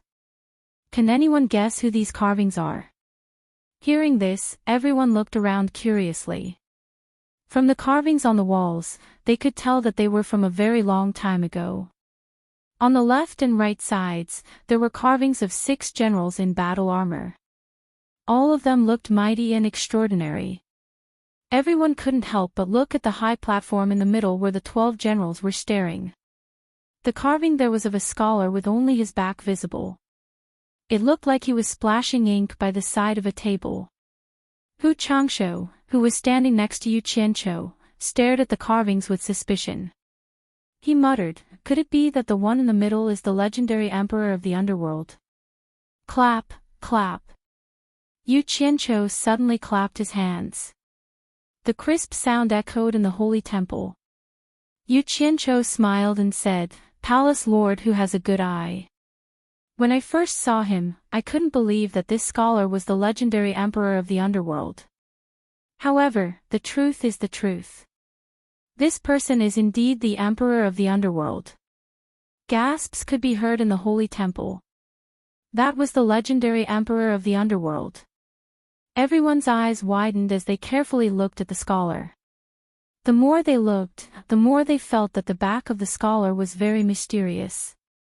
It would have been better if he had only shown his back, but it gave everyone a mysterious feeling. Everyone's hearts involuntarily filled with awe and veneration. No one could have imagined that they would see the legendary emperor of the underworld. Although it was just a mural with a back, the back of that illusory figure was finally revealed. Yu Qianqiu smiled as he stood to the side and looked at everyone's reaction. The reason why he introduced all this was to let everyone get used to it. With the back of the emperor of the underworld as a cushion, they wouldn't feel weak when they went out and met the shrimp soldiers and crab generals of the immortal world. "Do you know who the figures on the 2 sides of the wall are?" Yu Qianqiu asked as he pointed to the 2 sides of the wall. After looking at it for a while, everyone shook their heads slightly. That era was too far away from them. In the legends that were still being passed down, everyone only knew about the immortal emperor and the emperor of the underworld. They knew that these 2 were the rulers of the immortal world and the underworld. Everything else was vague. Yu Qianqiu was indeed ready to start enlightening them. He was ready to open up a wider world for them to accompany him on his journey. He stood there and said with assurance, "Under the immortal emperor of the immortal world, there are 12 immortal monarchs. Under the emperor of the underworld, there are 12 underworld generals. The figures on the 2 sides of the wall are the 12 underworld generals of the underworld."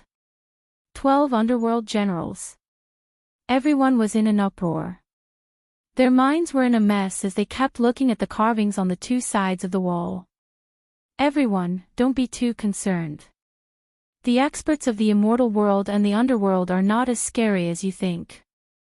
Yu Qianqiu smiled faintly and said, "Let me tell you the truth. After I used the teleportation array to go there, I have killed dozens of cultivators from the immortal world." His words caused an uproar in the underground palace. Nongzhu snorted coldly and said, "Are you kidding me?" Yu Qianqiu chuckled and said, "I'm not kidding. In fact, there are many people in the immortal world whose cultivation base is lower than ours. You will understand when you see them. Of course, there are many who have a higher cultivation base than us." As he said that, he suddenly untied the storage pouch hanging on his waist and took out the things inside. With a thwah sound, a pile of shiny black spirit stones piled up to his shoulder. Yu Qianqiu casually picked up a spirit stone from the pile and said with a smile, "Everyone, do you know what this is? I snatched these from the immortal world. Everyone, take a piece and have a look." Everyone stared at the pile of spirit stones with their mouths agape. They could vaguely guess what it was, but none of them dared to confirm it. Standing to the side, Hu Changshu reached out to grab a piece and held it in his palm. He immediately exclaimed, "Divine grade spirit stones, they are really divine grade spirit stones." His exclamation was shocking. Adding on to the fact that Yu Qianqiu had asked everyone to take a piece to have a look, everyone immediately reached out and grabbed a piece from the air. A moment later, Cries of divine great spirit stones filled the entire holy palace. Everyone stared at the pile of divine great spirit stones in disbelief. If a divine great spirit stone was equivalent to 100 million high-grade spirit stones, then wouldn't the total value of the divine great spirit stones here be more than 1 trillion high-grade spirit stones? In an instant, everyone's eyes were burning with passion.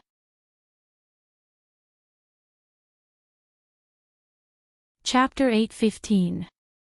Nongju stared at Yu Qianqiu with an exaggerated expression. Back then, Yin Baikong was considered rich, right? He was indeed rich. But compared to this guy, he was nothing. This guy was too rich, with a net worth of trillions of upper-grade spirit stones. Yu Qianqiu smiled at everyone's fanatical expressions. This was the effect he wanted. He wanted to stimulate everyone's enthusiasm. Suddenly, he heard a clattering sound. He turned his head and looked. In the blink of an eye, Nongju had already stuffed a few handfuls of spirit stones into his storage bag. F***CK. Yu Qianqiu let out a strange cry, and quickly snatched the large pile of spirit stones on the ground and put them into his storage bag. Nongju held a handful of spirit stones in each hand and laughed wildly. In a short while, he had collected hundreds of spirit stones worth billions of upper-grade spirit stones. Nongju had never been so rich. This money came so easily. Take it back. Yu Qianqiu shouted. Ha! Nongju looked up to the sky and laughed wildly. She put the spirit stones in her hands into the storage bag and walked to the side. She looked like she was ready to be bitten. This rascal could not be beaten, but he was not afraid of being scolded. Yu Qianqiu did not know what to do with him at the moment.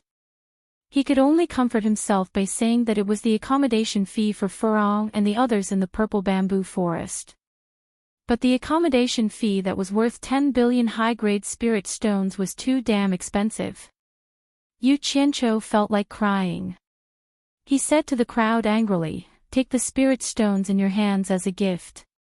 All of you, follow me to the celestial realm to make a fortune." The last sentence was almost shouted out. He turned around and walked into the tunnel. Hu Changtian was unusually enthusiastic this time. He was the first to follow.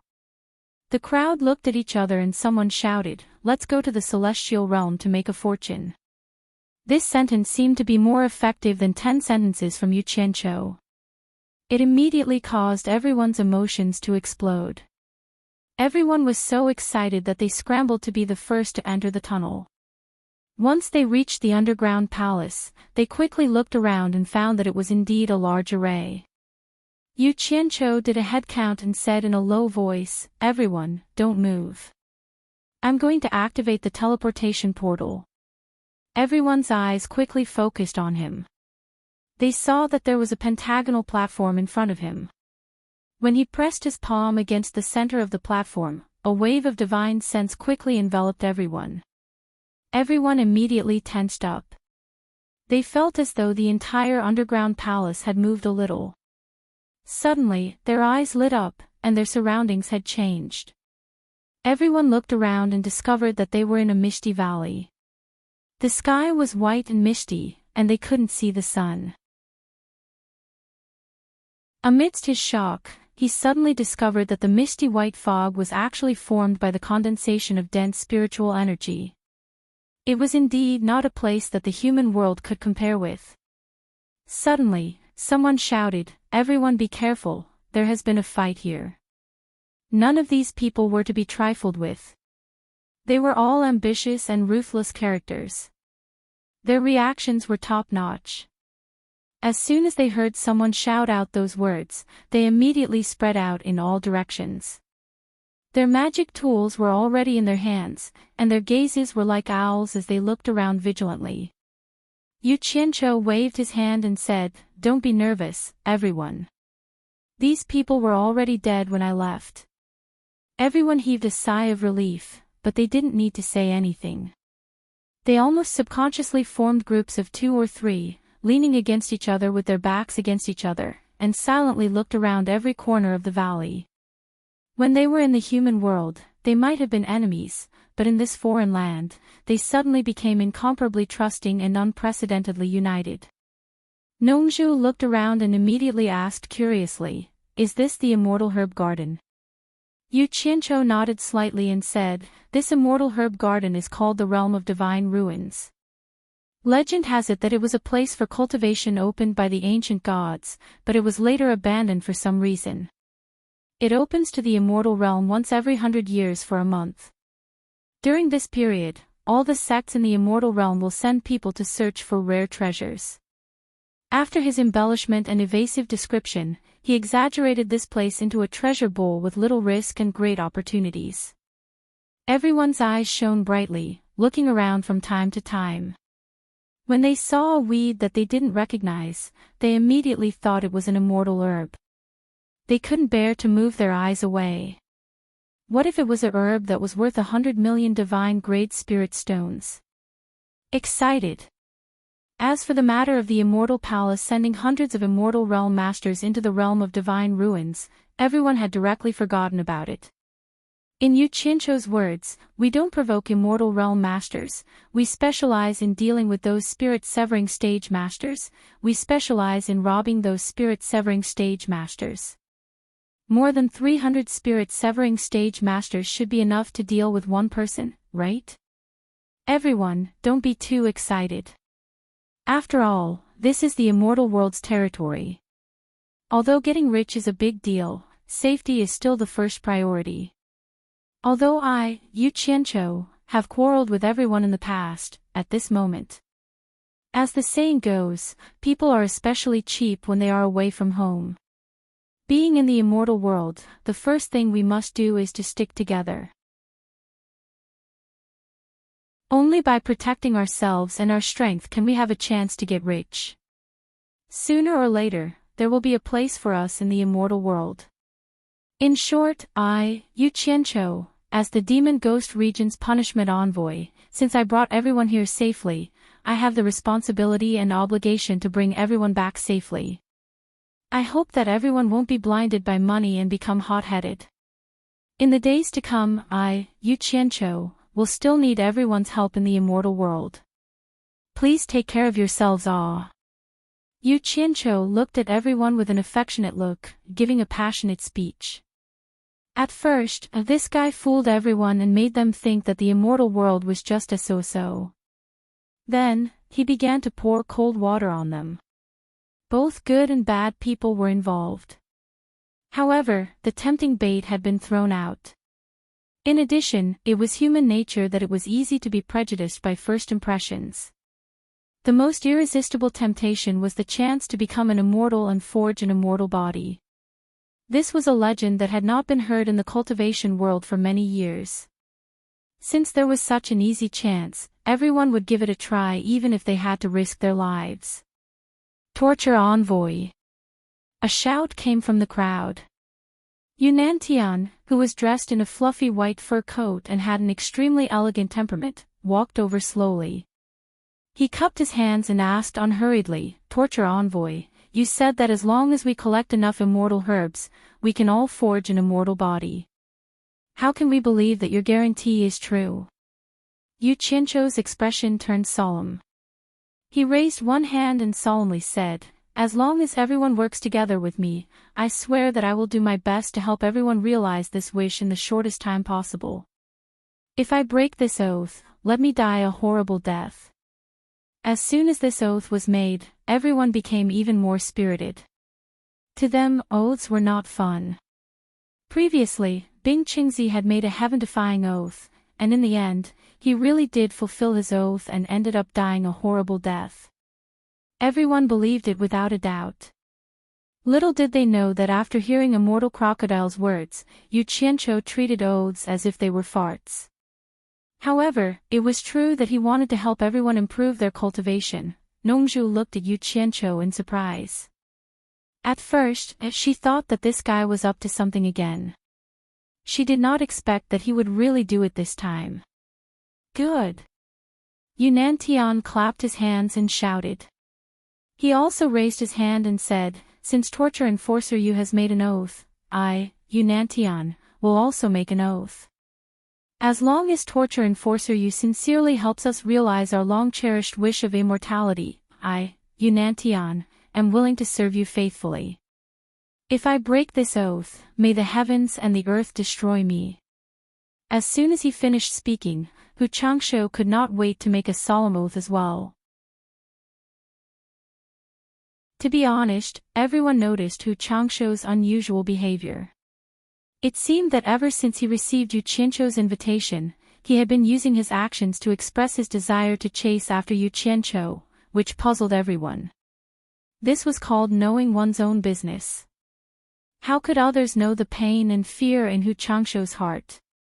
Except for Yin Baikong, the other 4 from the 2 alliances of the top 10 masters had all died in the hands of Yu Qianzhou.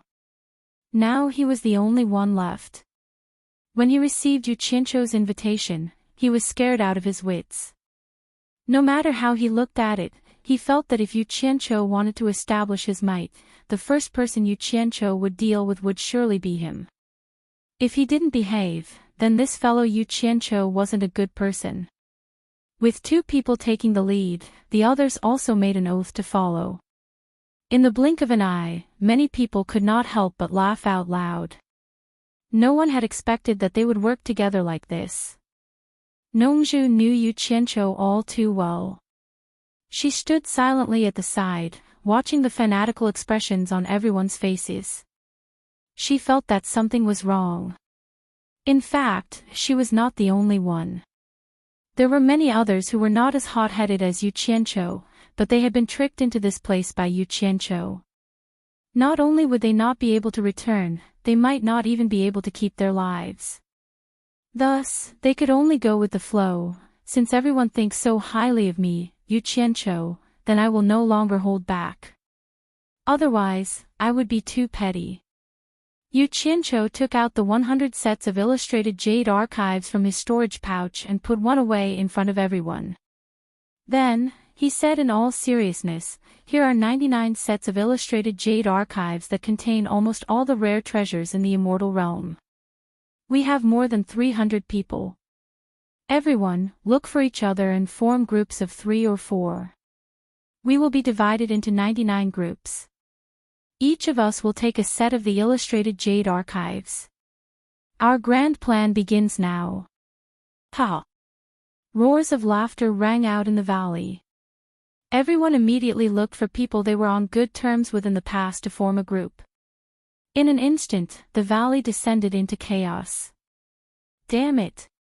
Don't they know how to restrain themselves? Do they really think this is a vegetable garden? Yu Qianzhou looked outside the valley warily. He suddenly burrowed into the ground and pulled Shui Mingqing out under everyone's watchful eyes. The valley immediately quietened down. Everyone's eyes were focused on Shui Mingqing, and Shui Mingqing was completely dumbfounded. The people before him were all dressed differently, and each of them had an extraordinary aura. Although they were all cultivators in the soul-forming stage, they faintly exuded an air of superiority that he could not compare to. He was very sure that these people were definitely not the dull disciples from the various sects who had been restrained for a long time. Their gazes were like owls, sending chills down one's spine.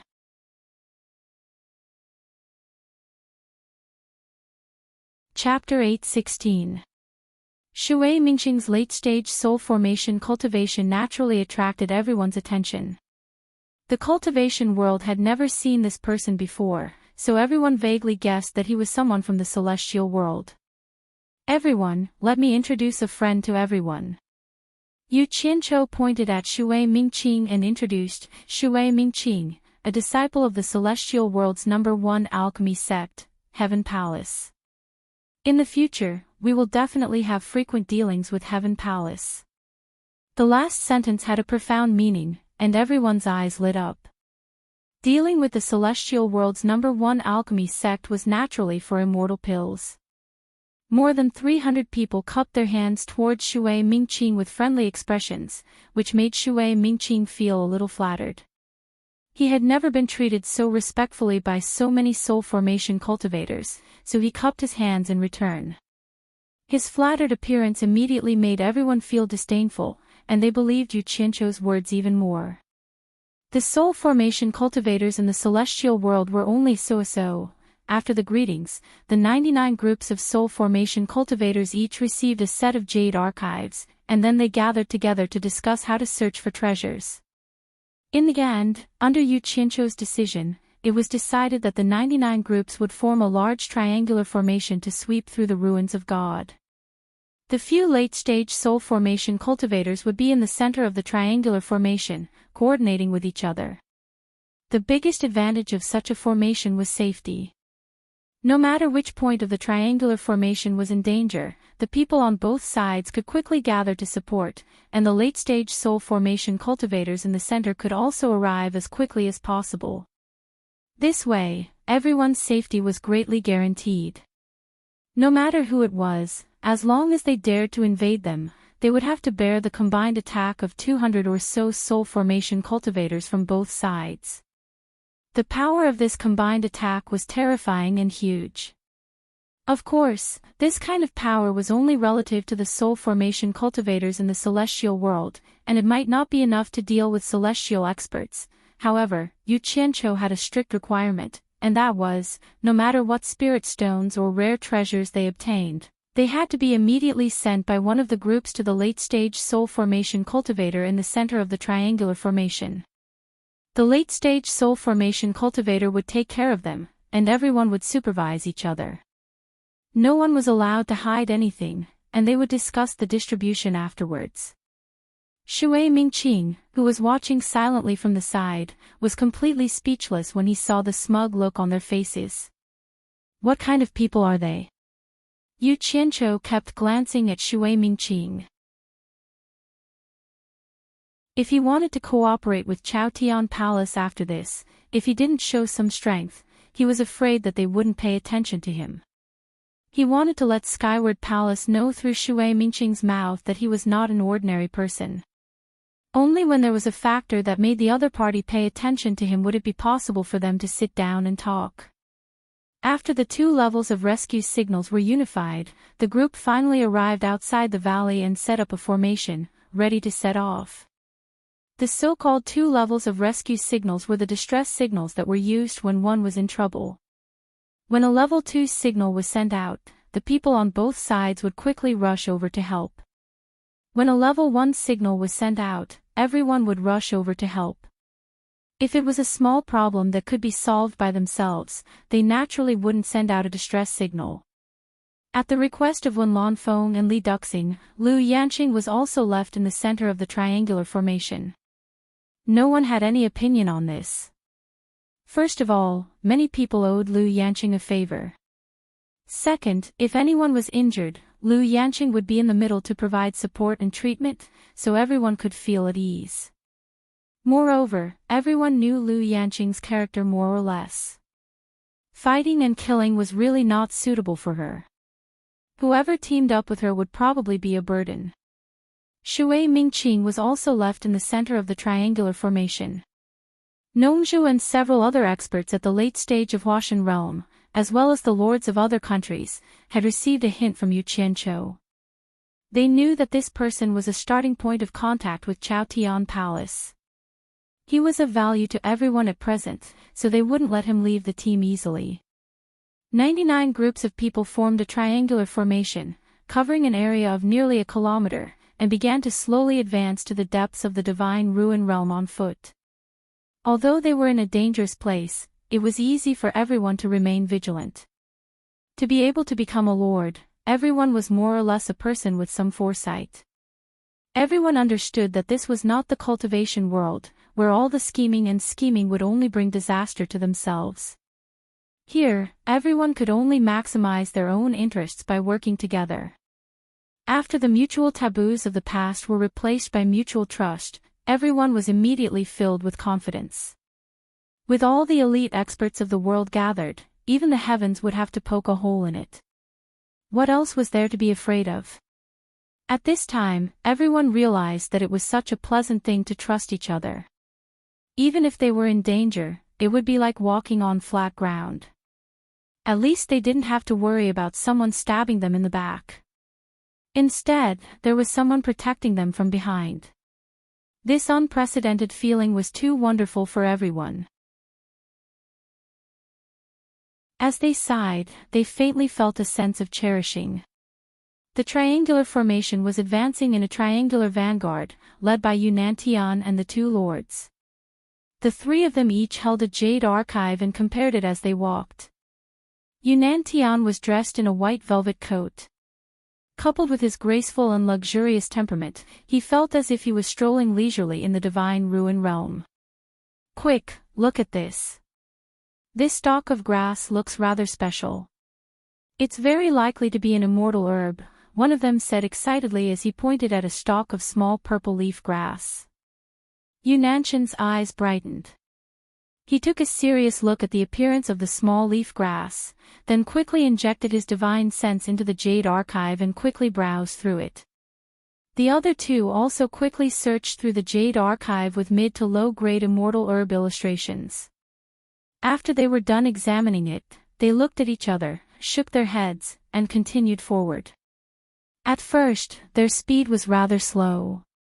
After everyone repeatedly compared the jade archive, they gradually formed an impression of the contents. Most of the weeds in the divine ruin realm could be eliminated with a glance. With the powerful memory of these elites of the world, it didn't take them half a day to memorize most of the contents of a jade archive after repeatedly browsing through it. Thus, everyone exchanged jade archives of high, low, and middle grades, and the speed at which they advanced gradually increased. As for Enchanting, he was a person who couldn't stay idle. With so many people searching for spiritual herbs, he wouldn't make much of a difference. He had already separated himself from the crowd and headed towards the depths of the divine ruin realm. As for how big the divine ruin realm was, Enchanting had no idea. Thus, he didn't know where the deepest part of the divine ruin realm was. According to common logic, the entrance to the divine ruin realm extended in all directions. The deeper one went, the deeper one went. After leaving the triangular formation and flying for a while, he could gradually sense that there were people coming and going in his desolate surroundings.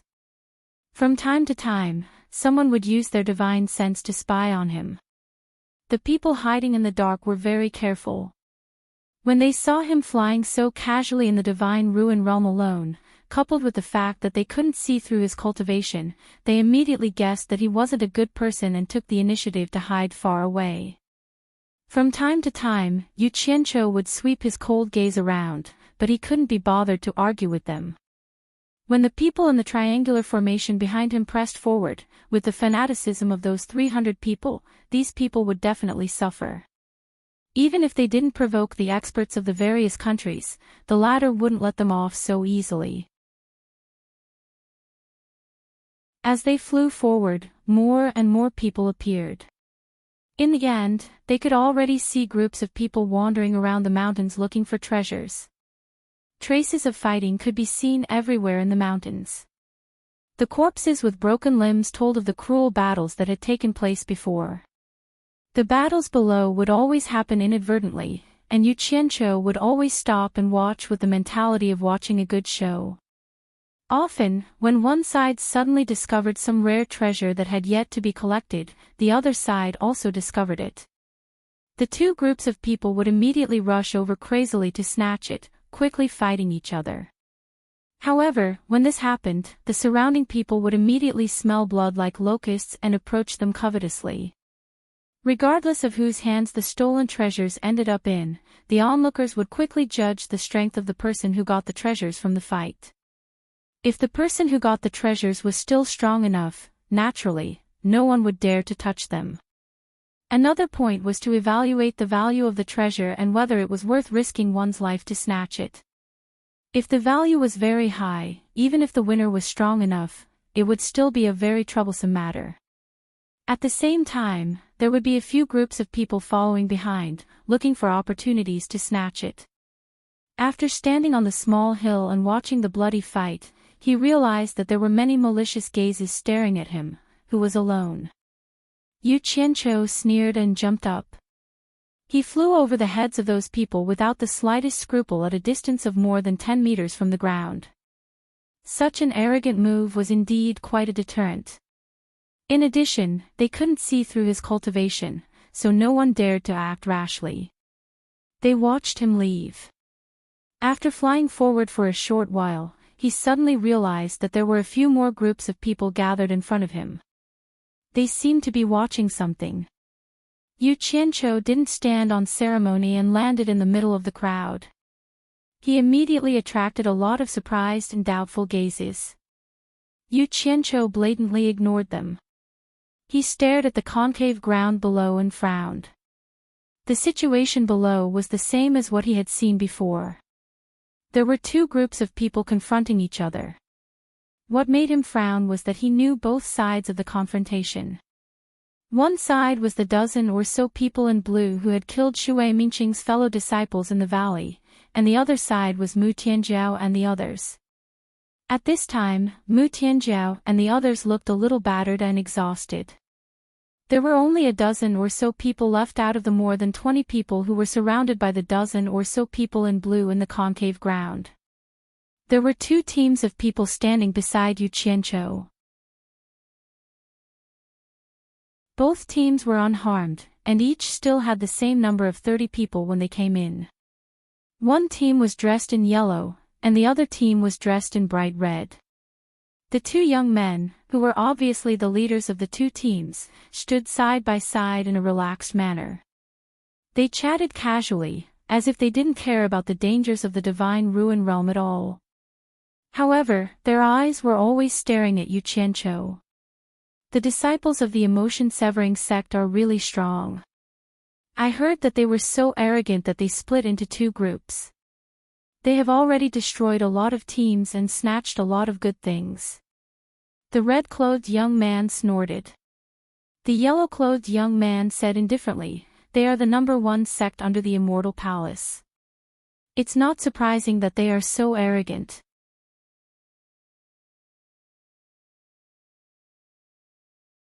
Chapter 8:17. Heartless Palace. The #1 force under the Palace of Immortals. Yu Qianqiu's gaze swept over the two people in front of him. He had a feeling that their conversation was purposely directed at him, but he had no idea what they were talking about. Coincidentally, Huang Xiaolong's gaze met with the yellow-clothed young man. The latter nodded with a faint smile, expressing his goodwill. "This father doesn't know you, what are you smiling for?" Yu Qianqiu turned around coldly, continuing to stare at the depression below. The yellow-clothed young man smiled nonchalantly. "This woman is really stubborn, she would rather die than comply. I'm afraid Che Mingqian is gnashing his teeth in anger right now." Stubborn. The red-clothed young man snorted disdainfully. "In the end, only death awaits you. Che Mingqian won't let this matter rest." The Che Mingqian they were talking about was the leader of the group of blue-clothed men, the one who had threatened Shui Mingqing in the valley. At this time, Che Mingqian was gnashing his teeth in anger. He didn't expect to run into two people like this who would rather die together than hand over the treasure in their hands. Yu Qianqiu's gaze fell onto the fist-sized golden object in Mu Tianjiao's hand. Recalling the records in the treasure encyclopedia, he immediately remembered what it was. This object was called Golden Fulling, and according to the encyclopedia's records, it was a treasure that could increase the success rate of alchemy, greatly reducing the chance of a failed pill. Many people would add a certain amount of this when refining top-grade immortal pills. This was because the loss would be rather shocking if a defective pill appeared in a top-grade immortal pill. Golden Fulling's market price was not calculated by the piece, but by the tail. Generally, one tail was worth 100 million divine-grade spirit stones. The Golden Fulling in Mu Tianjiao's hand was at least 4 to 5 tails. In other words, it was worth 4 to 500 million divine-grade spirit stones. You better persuade her, my patience has a limit. The earlier you hand it over, I'll let you off. If you're too late, none of you will leave this place alive. Che Mingqian sneered. Of the 20 or so people hired by the Four Links Chamber of Commerce, only 13 were left after several battles. Everyone naturally knew how powerful the Heartless Palace was, and they were no match for them at all. Terrified, they all looked at Mu Tianzhao. Mu Tianzhao's beautiful hair was disheveled as she looked at everyone with a miserable expression. She smiled bitterly and said, "Don't believe his nonsense. As long as the item is still in my hands, they won't dare to do anything to us. I, Mu Tianzhao, guarantee once again that if they dare to harm any one of us, I will immediately turn this gold fulling into powder, and no one will be able to obtain it."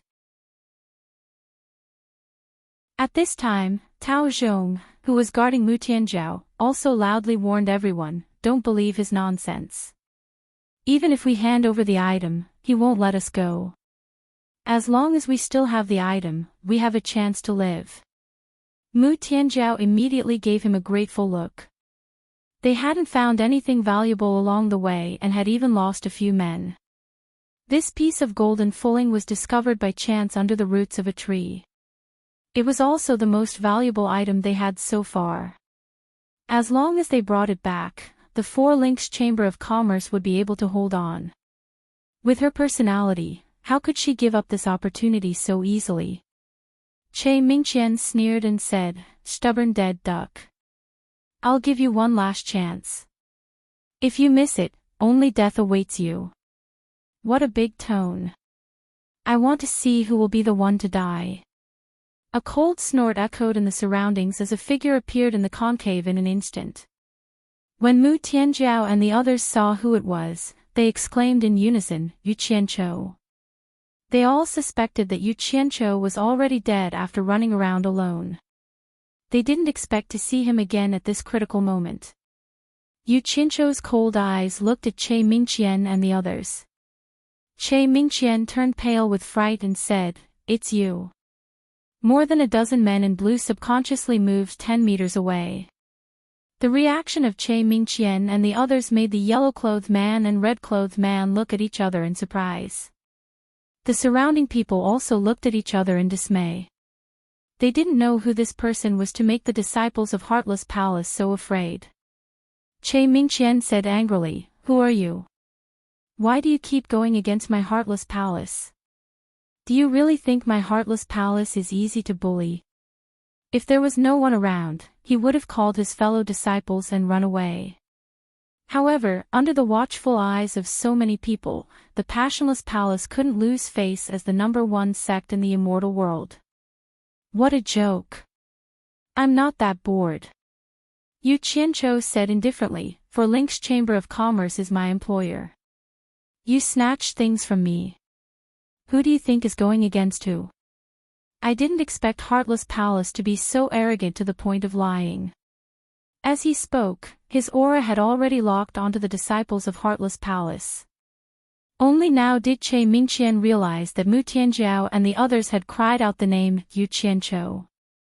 Clearly, as the other party said, they were indeed in cahoots. Che Mingqian was speechless. Why was he so unlucky? He suddenly felt an aura locking onto him. This was clearly a sign of a fight. What was the difference between talking nonsense and seeking death? Without turning his head, he shouted, "Go!" The group of Heartless Palace disciples had just teleported away when they saw Yu Qianqiu snort coldly, trying to run. He opened his arms at the same time, and the surrounding air suddenly exploded with a dozen balls of white smoke. Dense streams of light flashed out of Yu Qianqiu's sleeves and quickly drilled into a dozen or so clouds of white smoke.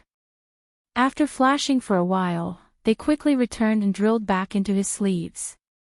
The air was filled with smoke, and the dozen storage bags fell to the ground with a thud. Yu Qianqiu said indifferently to the people of Four Links Chamber of Commerce who were dumbfounded, "No wonder Heartless Palace specializes in robberies.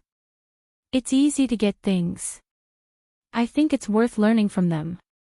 With that said, he raised his hand and took the scattered storage bags into his hand, then put them away. The sounds of fighting could still be heard faintly in the distance, but this part of the world seemed abnormally quiet. Shock was written all over the faces of the people on the surrounding hillsides. Killing more than a dozen soul formation cultivators in an instant while teleporting away was definitely not something an immortal expert with a lower cultivation base could do. The people of Four Links Chamber of Commerce looked at Yu Qianqiu speechlessly, especially Mu Tianjiao. She now deeply suspected that Yu Qianqiu was not a soul formation cultivator at all. Such a miraculous method was definitely an immortal cultivator, and he must have used some sort of method to sneak in. After Mu Tianjiao recovered from her daze, joy surged in her eyes. With the help of such an expert, she would definitely be able to get what she wanted on this trip to the Divine Ruin Realm. She hurriedly bowed and said, "Thank you." As for whether Yu Qianqiu handed over the things he obtained, it was no longer important. Yu Qianqiu waved his hand and said with a smile, "You are my employer, this is my duty." As he spoke, his cold gaze swept across the surrounding spectators, full of warning. Immediately, many people quietly led their teams and left, knowing that this was no longer something they could do. However, they all secretly remembered the name Yu Qianqiu in their hearts. There were still two teams that had not left. The yellow-clothed man and the red-clothed man on the hillside looked at each other, nodded slightly, and floated over together. Yu Qianqiu narrowed his eyes and looked over.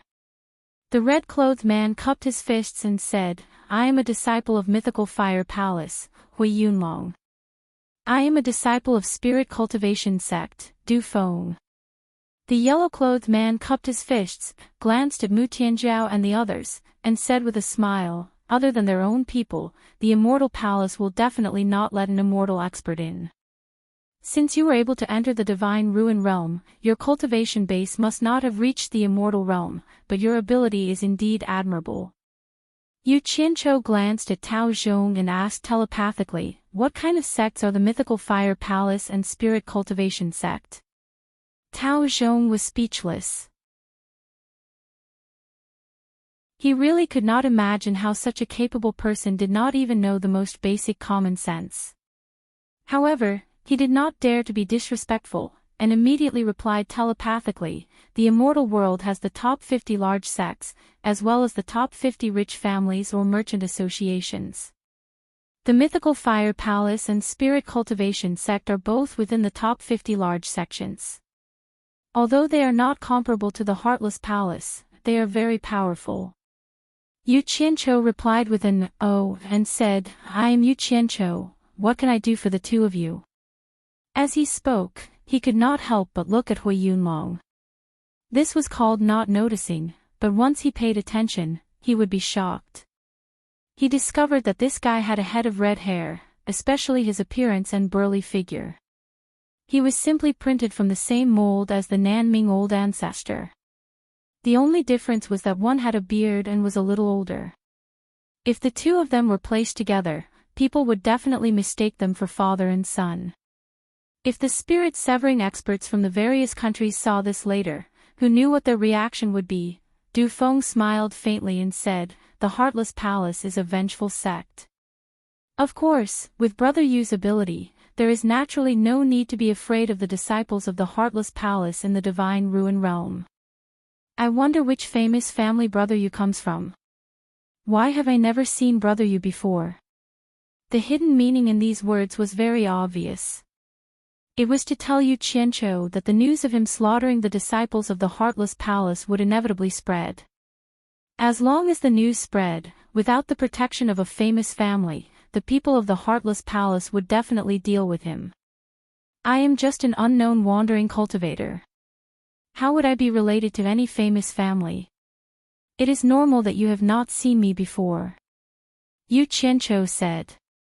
Hui Yunlong and Du Feng looked at each other, and a strange look flashed in their eyes.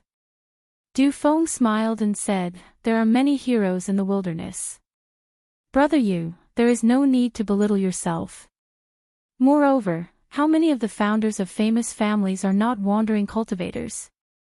Let's take the 12 great immortal monarchs in the celestial world for example. There should be 13 great immortal monarchs now. Which one of them isn't a wandering cultivator? That is why it is said that there are crouching tigers and hidden dragons among the wandering cultivators. There are often some wandering cultivators who amaze the world with a single brilliant feat. 13 Great Immortal Monarchs. Yu Qianqiu frowned and muttered with a puzzled expression. Brother, you might not know this, but there are currently not many people who know this news. Du Feng smiled and explained, after the battle with the myriad swords demon lord, because a few immortal monarchs had fallen, a few immortal monarchs became vacant. Later on, the Celestial Emperor promoted a few powerful figures from the celestial world to fill the 12 immortal monarchs. Who knew that after all these years, immortal monarch Ji Wu, whom everyone thought had fallen, would return from the human world? However, it was not good to dismiss the other immortal monarchs, so there were the 13 great immortal monarchs now.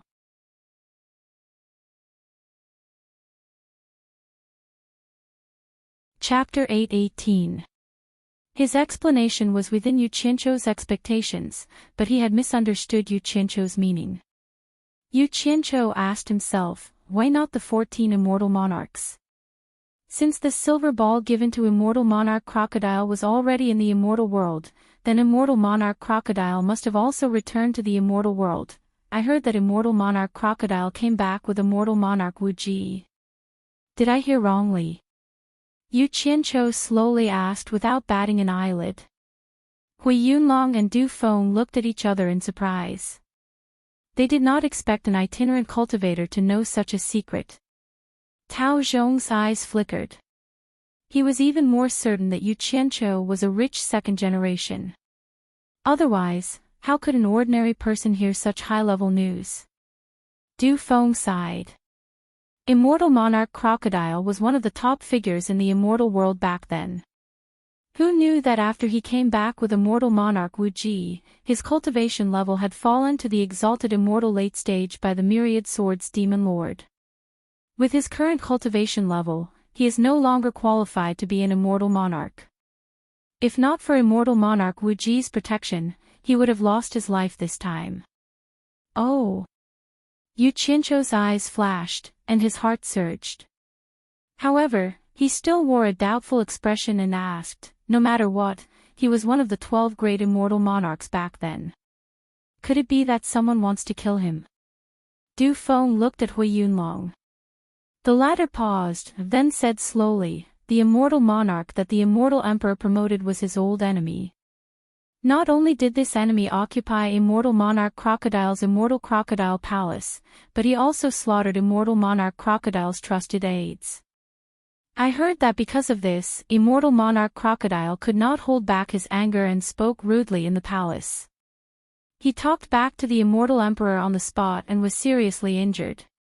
If not for immortal monarch Wu Ji's protection, I'm afraid immortal monarch crocodile would have lost his life.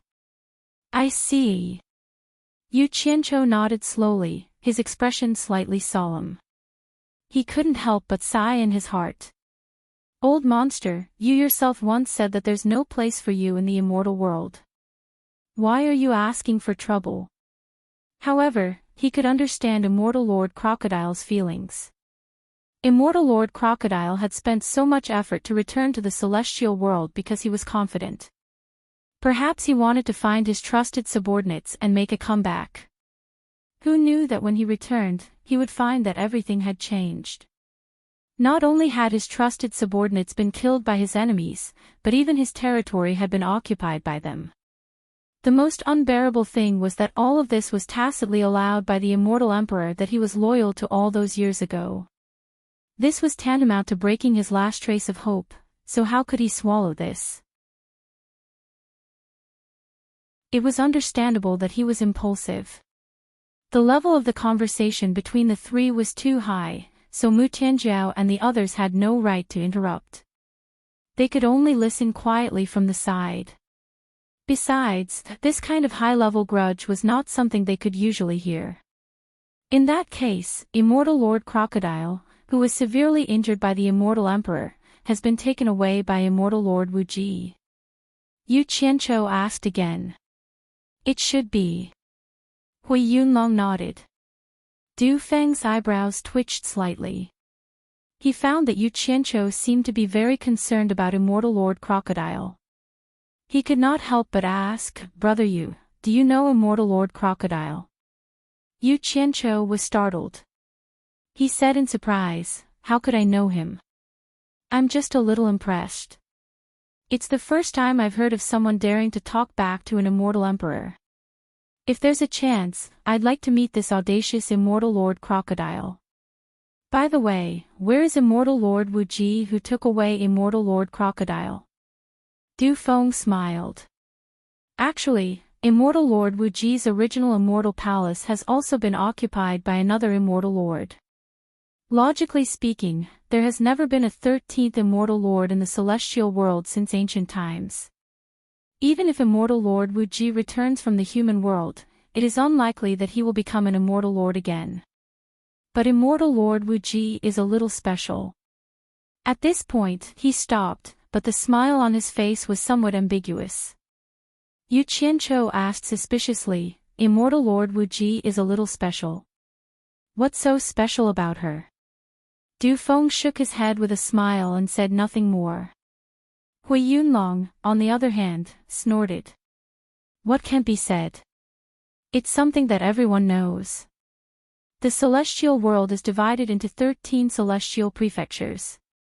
Other than the one that the immortal emperor presides over, the other 12 celestial prefectures are ruled by 12 immortal lords. Humph. Now there's a 13th immortal lord. Where are we going to divide the territory for Ji Wu? Everyone knows that the immortal emperor once pursued Ji Wu and wanted to make Ji Wu the immortal empress, but Ji Wu refused. If it weren't for this relationship, the immortal emperor wouldn't have shown mercy and let Ji Wu save Immortal Lord Crocodile. Damn! What big gossip! Yu Qianqiu's eyes lit up. The immortal emperor likes Ji Wu. When he remembered that he had touched the immortal emperor's woman, this feeling, Du Feng smiled bitterly and looked at Hui Yunlong, as if he was blaming him for speaking out of turn. Mu Tianjiao and the others were dumbfounded. No one knows whether he likes Ji Wu or not, but there's definitely something going on. Hui Yunlong chuckled. This time, there's a 13th immortal lord. Some people have already guessed that the immortal emperor wants to rule the same celestial prefecture as Ji Wu. I believe that it won't be long before the matter of the immortal empress is brought up again. In fact, Immortal Lord Ji Wu herself is well aware of this and has already rejected the appointment of another immortal lord. But the immortal emperor insists, and Immortal Lord Ji Wu doesn't dare to offend the immortal emperor too much. Otherwise, no matter how big the celestial world is, there's no place for her to stand. Du Feng couldn't bear it anymore. He stopped him in a low voice. Hui Yunlong, these are all your guesses. Which eye of yours saw it? Be careful. Hui Yunlong said disdainfully, all the major sects and noble families have people in the celestial palace. Many people have seen this, and I'm not the only one talking about it. Besides, no one has any disrespect for the immortal emperor. They're just exclaiming about Immortal Lord Ji Wu's charm. Brother Yu, don't listen to his nonsense. Du Feng changed the topic and smiled. I advise Brother Yu to give up on the idea of meeting Immortal Lord Crocodile. Although he's down and out now, he has Immortal Lord Ji Wu's protection. He's not someone people like us can meet. Yu Qianqiu also knew that if he continued to talk about Immortal Lord Crocodile, it would really arouse suspicion. He changed the topic and asked, the two of you must have an extraordinary status in the mythical fire palace and the spirit cultivation sect, right?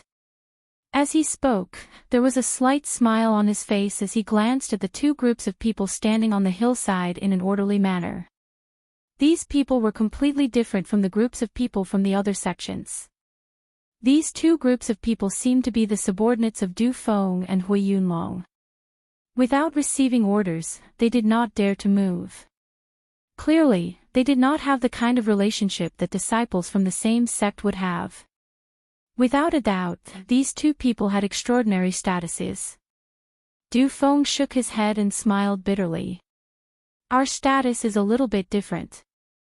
Both of us are blood relatives of our respective sect leaders. The sect leader is our ancestor. But you also know that there are countless blood relatives like us in the various sects, so there's really nothing strange about it. Yu Qianqiu softly said, "Oh." He could understand this. The immortal world was different from the human world. If there were no accidents, the old guys in the immortal world would be old men who wouldn't die. After countless years, they would probably have countless children and grandchildren. However, he couldn't help but look at the two teams of people on the hillside.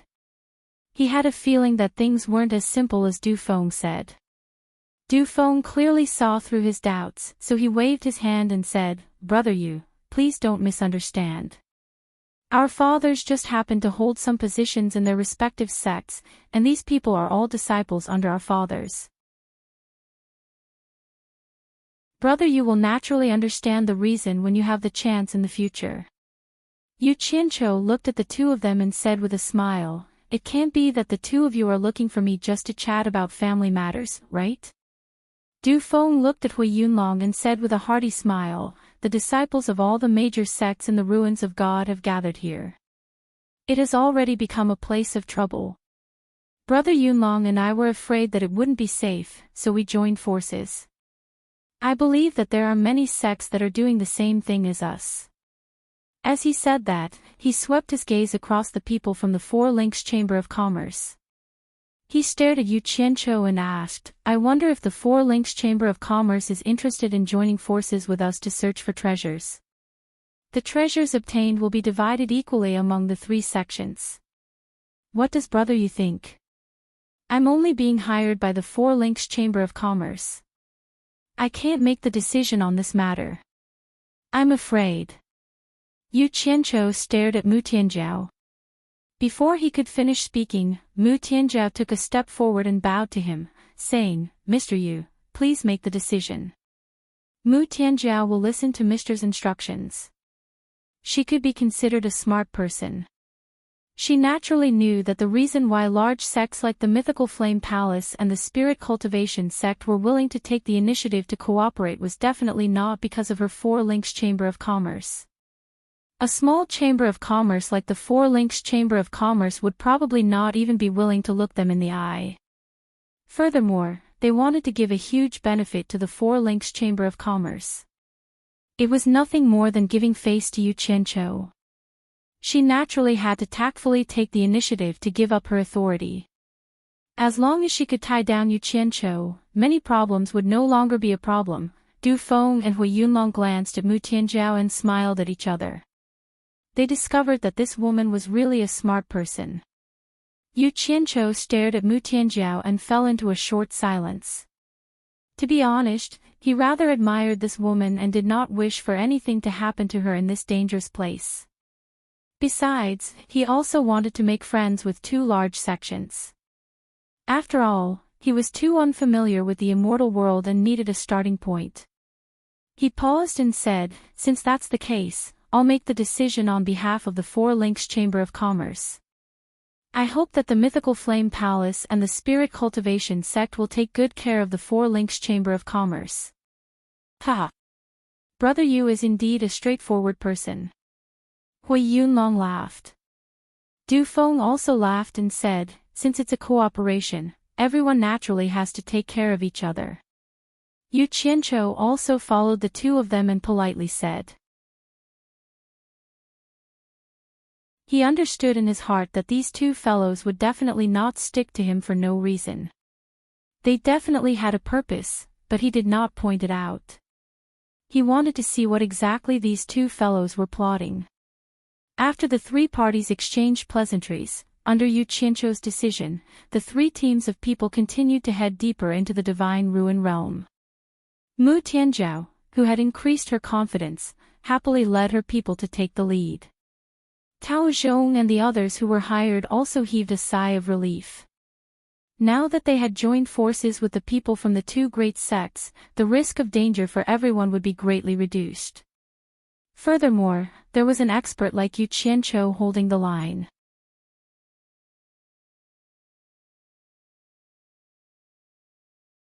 Chapter 8:19. The disciples of the mythical fire palace and the spirit cultivation sect advanced in a formation on the left and right of the Four Links Merchant Guild. Yu Qianqiu, Du Feng, and Hui Yunlong followed behind them. The dense spiritual qi formed a mist that drifted in all directions, and exotic flowers and plants could be seen everywhere. The surroundings seemed to be forever white, and the sun, moon, and stars could not be seen. What surprised Yu Qianqiu the most was that he realized that there was no night here. No matter how much time had passed, it was always white. It made people feel like they were trapped in a nightmare that they couldn't break free from. It was so unreal. When he asked Du Feng and Hui Yunlong, the two of them were also confused about this strange phenomenon. It was said that ever since the day the Divine Ruins realm opened, the Divine Ruins realm had always been like this. Many people had the same doubts, but no one could figure out what was going on. On the way, Yu Qianqiu discovered that the major sects were truly major sections. Their deterrence was clearly not ordinary. Some of the people with ill intentions would immediately retreat when they saw the disciples of the Fire Palace and Spirit Cultivation sect taking a detour. This was not because the disciples of the two great sects had high cultivation bases. After all, the disciples of the various sects that entered the ruins of God had similar cultivation bases. The key was that they could not afford to provoke their backers. Otherwise, even if they gained an advantage in the ruins of God, it would bring disaster to their sects when they went out. The fighting and killing in the surroundings was endless. Tens of thousands of sects and hundreds of thousands of people were fighting with each other. It would be strange if they could live in peace. In short, it was those small sects that suffered from the calamity. They tried their best to hide and search for rare treasures, but they would always run into robbers who blocked their way. What he saw and heard along the way confirmed the saying that the weak were prey to the strong. The teams with weak backgrounds were angry, but they were forced to hide and flee. The teams with strong backgrounds were unscrupulously robbing the bright tribulations. Of course, the disciples of those big sects were not just for show. The sects behind them could stand tall in the immortal world without collapsing, so naturally, they had the ability to show off. The techniques that the disciples cultivated must be unique, and this was also the capital for them to be arrogant. Yu Qianqiu sighed, but he laughed coldly in his heart. He wanted to go back and see how the 300 people he brought were doing. He wondered if they had gotten used to it. But after thinking about it, he dispelled this idea. Although those 300 people came from the human world of cultivation, none of them were easy to deal with. They were all people who struggled to survive in the narrow space of the human world. The disciples of the various sects in the immortal world with superior conditions couldn't compare to them. Those 300 people could be said to be the elites of the elites in the world. As long as they had a suitable cultivation base as a guarantee, they could be thrown anywhere in the immortal world and become an ambitious and ruthless person. The reason why he brought them here this time was to let them go through a period of adaptation from the human world to the immortal world, and eliminate their subconscious fear of the immortal world after living in the human world for a long time. As long as these people's mentality was right, they would be of great use in the immortal world in the future, and they would become his right-hand men. He needed to slowly control and grasp the process. In fact, Yu Qianqiu's initial plan was to wait for the Divine Ruin Realm to be opened for a month before bringing the Utopia army here to search for spirit herbs. However, there was a very practical worry that made him dispel this idea. Once the Divine Ruin Realm was closed, no one knew what the situation inside was like. Furthermore, every member of the Utopia army was only at the tribulation stage, so they couldn't afford to take too much risk. However, he was eager to obtain the immortal herbs that could make him rich. There was definitely a limit to one person's ability, so he set his sights on the soul formation stage lords of the various countries. These people had more experience than the members of the Utopia army. To put it bluntly, the Utopia army could be used as the core combat power, but it was not suitable for them to go out and fight alone. In addition, the Immortal Palace restricted the entry of the various sects, so the Divine Ruin Realm became the best place for the lords of the various countries to train. Mu Tianzhao had just led a group of people over a small hill when they saw a group of people vigilantly looking around. In the middle of the group, a few people were quickly digging out a white plant root that was as thick as an arm from under a rock.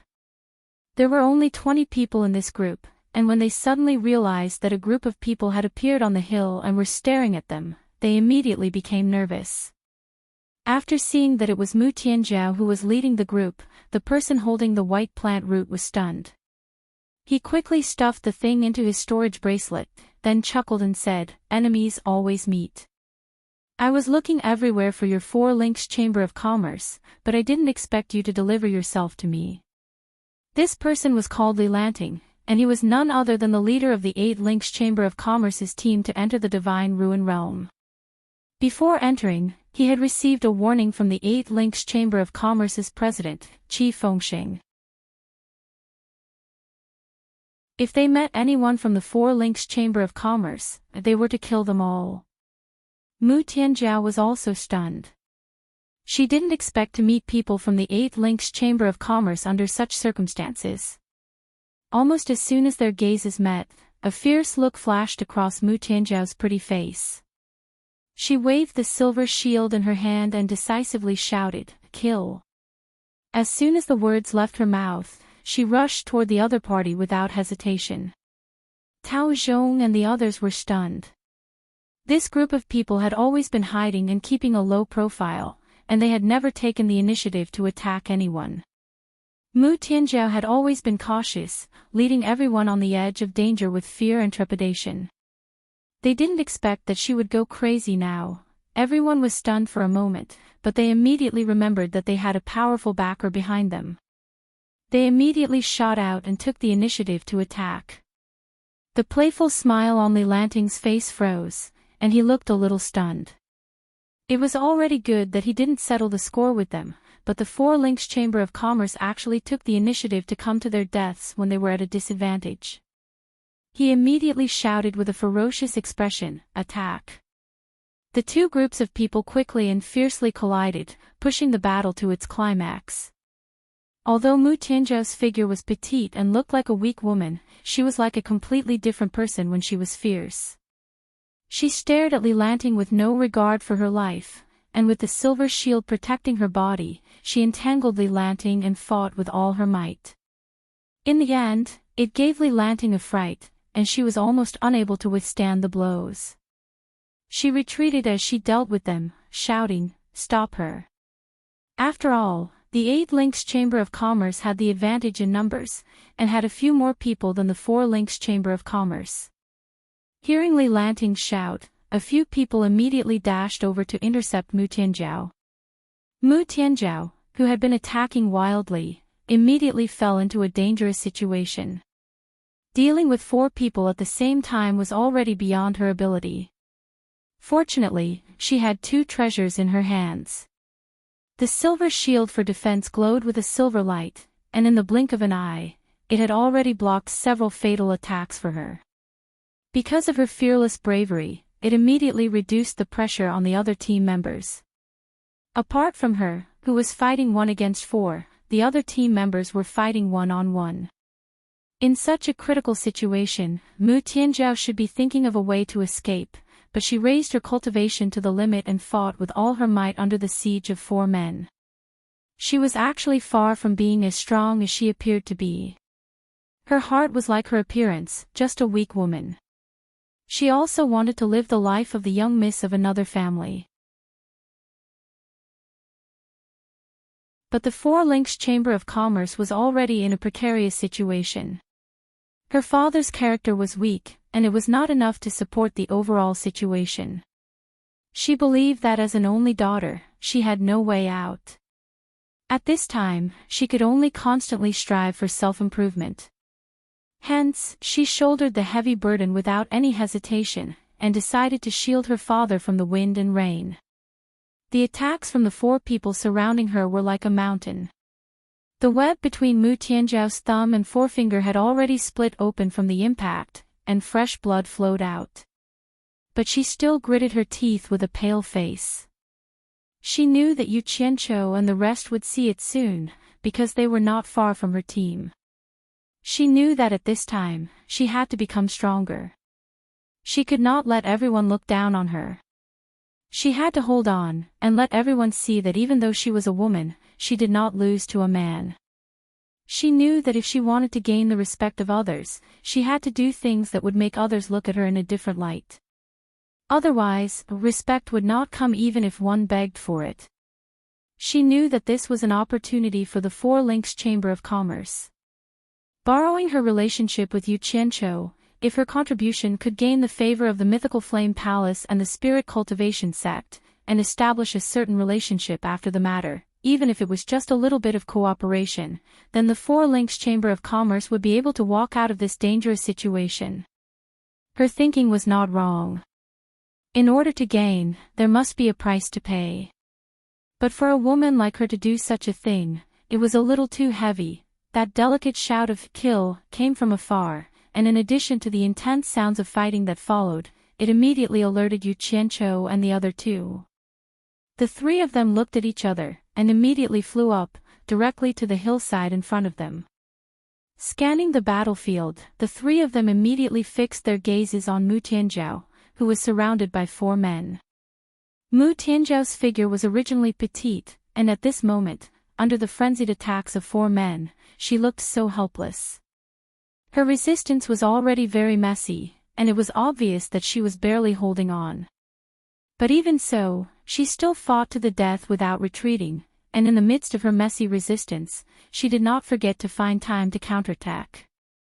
That unyielding aura caused Du Feng and Hui Yunlong to be slightly shocked. They saw something that was rare even in the immortal world, and that thing was called backbone. Yu Qianqiu narrowed his eyes as he stared below. He could already see the background of the other party from their clothing. He gritted his teeth and said in a low voice, 8 Links Chamber of Commerce again, they are really tired of living. The commotion of the battle naturally alerted the Mythical Flame Palace and Spirit Cultivation Sect disciples on both sides. 2 groups of people appeared from the left and right, and their gazes were fixed on their respective leaders.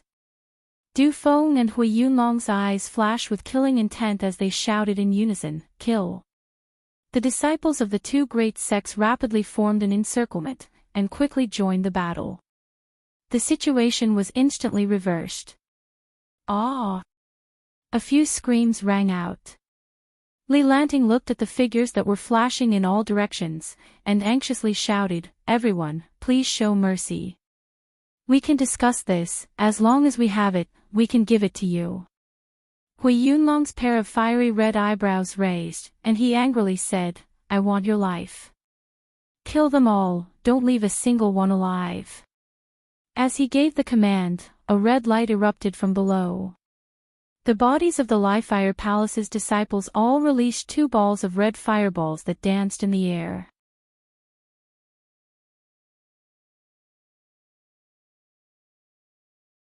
Chapter 820. As soon as the fist-sized fireballs appeared, they nimbly shot towards the disciples of the Bada Chamber of Commerce. Li Lanting exclaimed, "Mythical Fire Palace. Retreat. Don't touch it." Unfortunately, it was too late. Many of the Bada Chamber of Commerce's disciples subconsciously released their flying swords to block the fireball. Who knew that when the flying swords hit the fireball would immediately collapse into countless stars. The exploding sparks seemed to have a mind of their own as they drew lines of fire towards the attackers. The 8 Pagoda Chamber of Commerce disciple was shocked and immediately released his chi of vigor to defend himself. Who would have thought that the sparks would not be extinguished? They swarmed over and touched the chi of vigor, causing the fire to rise. In an instant, the person hiding in the chi of vigor was wrapped into a bright red fireball. There were also disciples of the Bada Chamber of Commerce who were trying to teleport away. However, the sparks that were scattered all around had already sealed off the surroundings. There was no space for them to teleport safely. Those disciples of the Baude Chamber of Commerce who had underestimated the power of the sparks immediately suffered a calamity. They crashed into the sparks that were densely woven like a net and were instantly ignited into flames. Ah! Several mournful screams rang out as the people on fire struggled in the air, trying to extinguish the flames on their bodies. However, these flames were extremely fierce. They were like maggots that could not be extinguished at all. They wrapped around their bodies and burned crazily. These people did not fly far before they saw rays of mysterious light shooting out from the hands of the spirit cultivation sect disciples, killing the people on fire who were trying to escape. After these flaming men fell to the ground with a thud, they struggled a little and then stopped moving. Piles of flames burned on the undulating hills around them, and a burnt smell filled the air. Yu Qianzhou's gaze fell on the hands of the spirit cultivation sect disciples. He saw that each of them was holding a long and narrow silver token in one hand. It was about 2 feet long, wide at the top and narrow at the bottom, and the wider it was, the thinner it was. The sharp end was like an iron pestle in one's hand, and the cloud pattern on the token was engraved with the word Spirit. The mysterious light that shot out from the hands of the spirit cultivation sect disciples was this item. This was the first time that Yu Qianzhou had seen someone use this as a magic treasure. At this moment, the spirit cultivation sect disciples suddenly shouted in unison, "Break!" The token in his hand had already transformed into a beam of light and shot out. Its sharp tip was like a steel needle that had punctured a balloon, easily piercing through the 8 Pagoda Chamber of Commerce's disciples' protective aura. As soon as the protective aura was broken, the raging flames immediately collapsed and converged, instantly attaching to the person inside and burning. Ah! Miserable screams rang out as the mystic light shot into the raging flames, easily piercing through them and immediately ending the ear-piercing screams. One by one, the burning men fell to the ground, emitting a disgusting burnt smell. The members of the 4 Links Chamber of Commerce stood there blankly. Once the 2 great sects made their move, they no longer had the chance to intervene. In the blink of an eye, the battle was over. Compared to their bitter struggle, the methods of the 2 sects were indeed much stronger. Yu Qianzhou's gaze landed on the burning corpses, revealing a thoughtful expression. He was previously shocked by the fire-controlling methods of the mythical Fire Palace disciples. Only later did he realize that there was something in the fireball that was released. It should be something similar to oil. It was not as he had thought, that they could use the same method to control the flames as he did. After it was over, Mu Tianjiao flew over with her messy hair. She bowed to Du Feng and Hui Yunlong. "Thank you for your help, otherwise, Mu Tianjiao would have lost my life here. Miss Mu, you're too polite. We're allies, so it's only natural for us to help each other." Du Feng paused as he stared at Mu Tianjiao's bloody palm. He frowned and asked, "Is Miss Mu's hand all right?" Hui Yunlong, who was at the side, had already taken out a fragrant immortal pill and handed it over. "The effect of this immortal pill is not bad. It will be good for your injury if you consume it." This. Mu Tianjiao hesitated for a moment, but still accepted it with gratitude.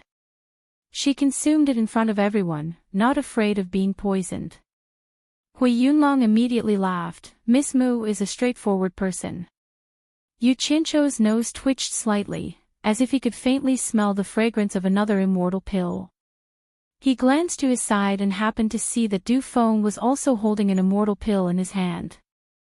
However, seeing that Hui Yunlong was already 1 step ahead of him, the immortal pill was gently grasped and hidden in his palm, no longer letting others see it. There was a faint and calm smile on his face. Yu Qianzhou raised his brows, looking left and right at the 2 fellows' gazes. He discovered that the way they looked at Mu Tianjiao seemed to be a little strange. They had lost the calmness from before, and there were a few hints of peculiarity in their eyes. The corners of Yu Qianzhou's mouth curled up, revealing a smile that he did not reveal. He then said with a solemn expression, "This 8 Pagoda Chamber of Commerce is really despicable." I didn't think that they would still be unwilling to let your 4 Pagoda Chamber of Commerce off even after reaching the Divine Ruin Realm. It seems like they won't be satisfied until they force you and your father to death. They're going too far. Mu Tianzhao bit her lip and said with grief and indignation, they never wanted to let us go. When we were outside the Divine Ruin Realm, Qi Fengxing once came to the 4 Pagoda Chamber of Commerce's shop and threatened us. He said that he wanted me to be his woman in bed. If I didn't agree, we can forget about returning to the 4 Pagoda Chamber of Commerce safely. The gazes of the two men on the left and right turned cold at the same time. Du Feng frowned and said, Qi Fengxing. Could he be the president of this 8 Pagoda Chamber of Commerce? Mu Tianzhao bit her lip and nodded silently. Du Feng coldly snorted and said, an unknown little chamber of commerce actually dares to be so arrogant. If there's a chance, I'd like to see it for myself. Miss Mu, don't be afraid. Hui Yunlong patted his chest and said, leave this to me. Isn't it just a lousy chamber of commerce? When we get out of the Divine Ruin Realm, I'll help you kill that Qi Fengxing. He actually wants to find a woman in bed with him, that dog. Mu Tianzhao looked at him speechlessly. She did not know whether what he said was true or false, but she still bowed and thanked him. Hui Yunlong casually waved his hand and said, since we're allies, it's only right for me to help. No need to thank me, no need to thank me. Du Feng smiled faintly at the side, but that smile seemed a little unnatural. Yu Qianzhou silently observed the two of them and forced himself not to laugh. He finally confirmed his guess and then looked at Mu Tianzhou meaningfully. Although he did not know which of the two would become her protector in the end, he reckoned that the trouble with the 8 Pagoda Chamber of Commerce should be solved. There was no need for him to worry about this matter, Guan Tianli. Du Feng suddenly stared ahead and shouted a name. The few of them could not help but look over and saw a row of people in blue standing on the opposite hillside. One of them stared at them coldly for a while, then gently raised his hand and the dozen or so people in blue quickly flew back and disappeared into the boundless fog. Looking at their clothes, they seemed to be the other group from Heartless Palace, right? Yu Qianzhou asked. Yes. Du Feng said with a solemn expression, I've dealt with this person before. He's the #1 among the soul formation stage disciples of Heartless Palace and is very difficult to deal with. Looking at his actions just now, it seems that he already knows about his fellow disciples being killed. I'm afraid this matter will not be resolved peacefully. Hui Yunlong looked into the distance and snorted coldly, there are only 15 of them, we don't need to be afraid of them. I'm afraid that's the reason why they left. Du Feng slowly said in a low voice, if we can join forces, it doesn't mean that they can't do the same. With the rallying power of Heartless Palace, if they really want to gather people to join forces, I'm afraid we'll be in trouble. Yu Qianzhou watched as the mythical Fire Palace disciples below scattered white powder to extinguish the flames on the corpses, then searched for the storage bags and storage bracelets that were burnt black. As he looked, he took out a piece of white jade and played with it in his hand. He slowly said, if trouble comes, we'll solve it. There's nothing to worry about. After he said so, the others didn't say anything else. The three parties continued to move forward to search for rare treasures. However, Du Feng and Hui Yunlong agreed that the Four Links Chamber of Commerce couldn't be the vanguard anymore. With regards to this, Yu Qianzhou didn't have any objections and let Mu Tianzhao lead her people to follow behind the two major sections. However, some things were always like this. Good things didn't come true, but bad things came true. After half a day, the three parties that were searching for rare treasures all stopped and stared blankly ahead. Yu Qianzhou and the other two looked at each other and quickly moved to the front of the group. After seeing the situation clearly, Du Feng and Hui Yunlong's expressions instantly changed. There were 7 groups of people standing quietly in a fan shape in front of them. The group in the middle was the Heartless Palace disciples that had left after meeting each other. Guan Tianli's expression was solemn as he looked at them coldly. After lightly waving his hand, the two groups of people on both sides quickly spread out and surrounded Yu Qianqiu and the others. After the 7 teams dispersed, Yu Qianqiu looked around and roughly estimated that there were at least 160 to 70 people, which was more than 100 people than them. The mythical fire palace and spirit cultivation sect disciples quickly retreated and formed a circle to guard the outside. Mu Tianzhao bit her lips lightly and didn't say a word. Tao Zhong and the others were already shocked. Guan Tianli, what do you mean by this? Du Feng shouted. At the same time he shouted, a "Kacha" sound was heard. Yu Qianqiu crushed the white jade in his hand into powder. Guan Tianli looked at them and said indifferently, Du Feng, Hui Yunlong, when I met you before, I was already warning you. Who knew that you wouldn't know what's good for you and still mixed with the people who killed my Heartless Palace disciples?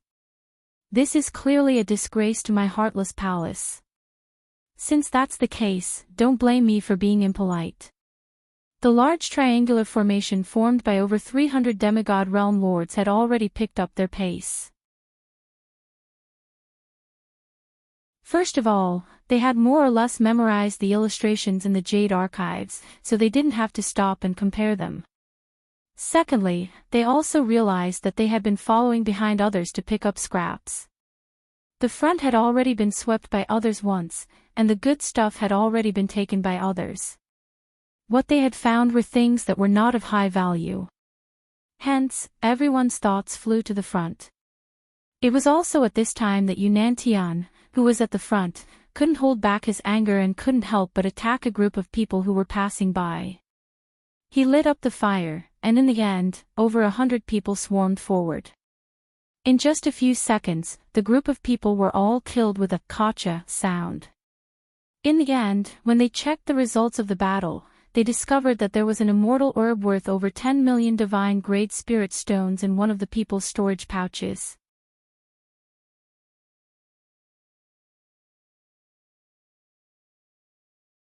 Chapter 8:21. An immortal herb worth 10 million divine-grade spirit stones might not be much in the world of immortals, but to these smugglers from the human world, it was undoubtedly an unbelievable amount of wealth. It was like a group of poor people who usually only had cornbread to eat, and they were suddenly served a table full of Manchu Han imperial feast. The immortal herb was carefully stored away. Everyone was nervous, excited, and agitated, and they began to act crazily. Relying on their numbers, they would snatch it from anyone they met. After a few rounds of work, under everyone's nervous cooperation, they suddenly realized something strange.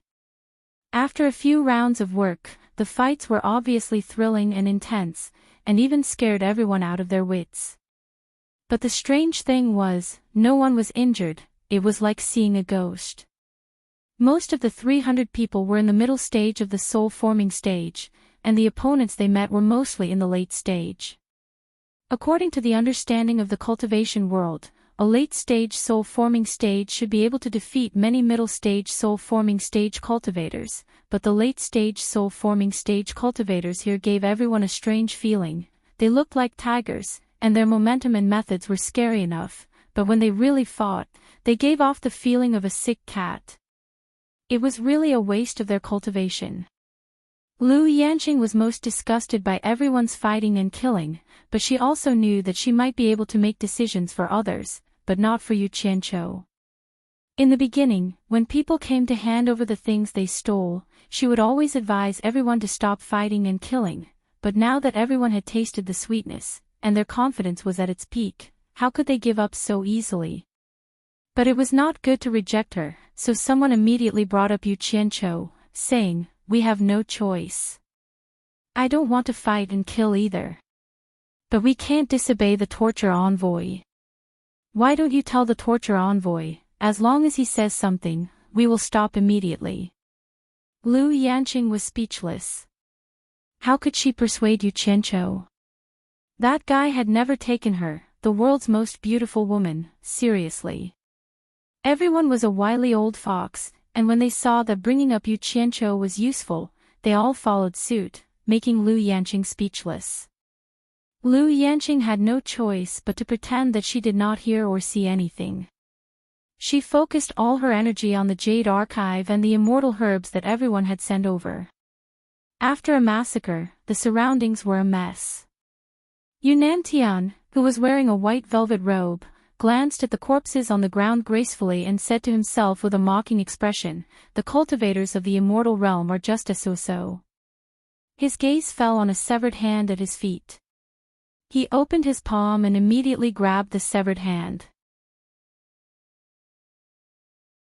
He slowly pulled off a storage bracelet from his severed hand and casually threw it away. Then, he took out a piece of white silk cloth and blew a few hot breaths on the storage bracelet. While watching everyone collect the spoils of war, he wiped the storage bracelet with the white silk cloth. Only after wiping the storage bracelet until it was shiny did he put it on his left hand. He tossed the white handkerchief aside and raised his right hand and left hand side by side. There was a storage bracelet on each of his wrists, making for an interesting contrast. Yunnan Tian smiled with satisfaction. At this moment, Shu Axayan of the Womanland flashed to his side. She stared at the two bracelets on his wrists and frowned. "Yunnan Tian, we agreed that we would hand over the items and then distribute them together. Why are you wearing them on your own wrist?" Yunnan Tian said disapprovingly, "Who said I wasn't going to hand them over? I just wanted to try them on first." "You don't say. Things from the immortal realm are really good. It's too ugly to wear a storage bag on one's body. Look at this bracelet. It has a lot of space inside. The most important thing is that it's beautiful and elegant. It's no different from an ornament. I like it. If I can give one to each of my female disciples, I believe they will look good on their hands."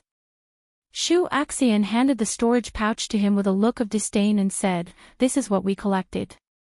Send it over." Yunnan Tian withdrew his hands into his fluffy sleeves and frowned. "Your old lover, Nongzhu, is in there. You can send it yourself." "Why do you want me to send it? I'm not your subordinate. I can go by myself." A trace of pain flashed across Shu Axian's face. She gritted her teeth and said, "He killed 3 of my sworn brothers. I don't want to see him again." Yunnan Tian was stunned.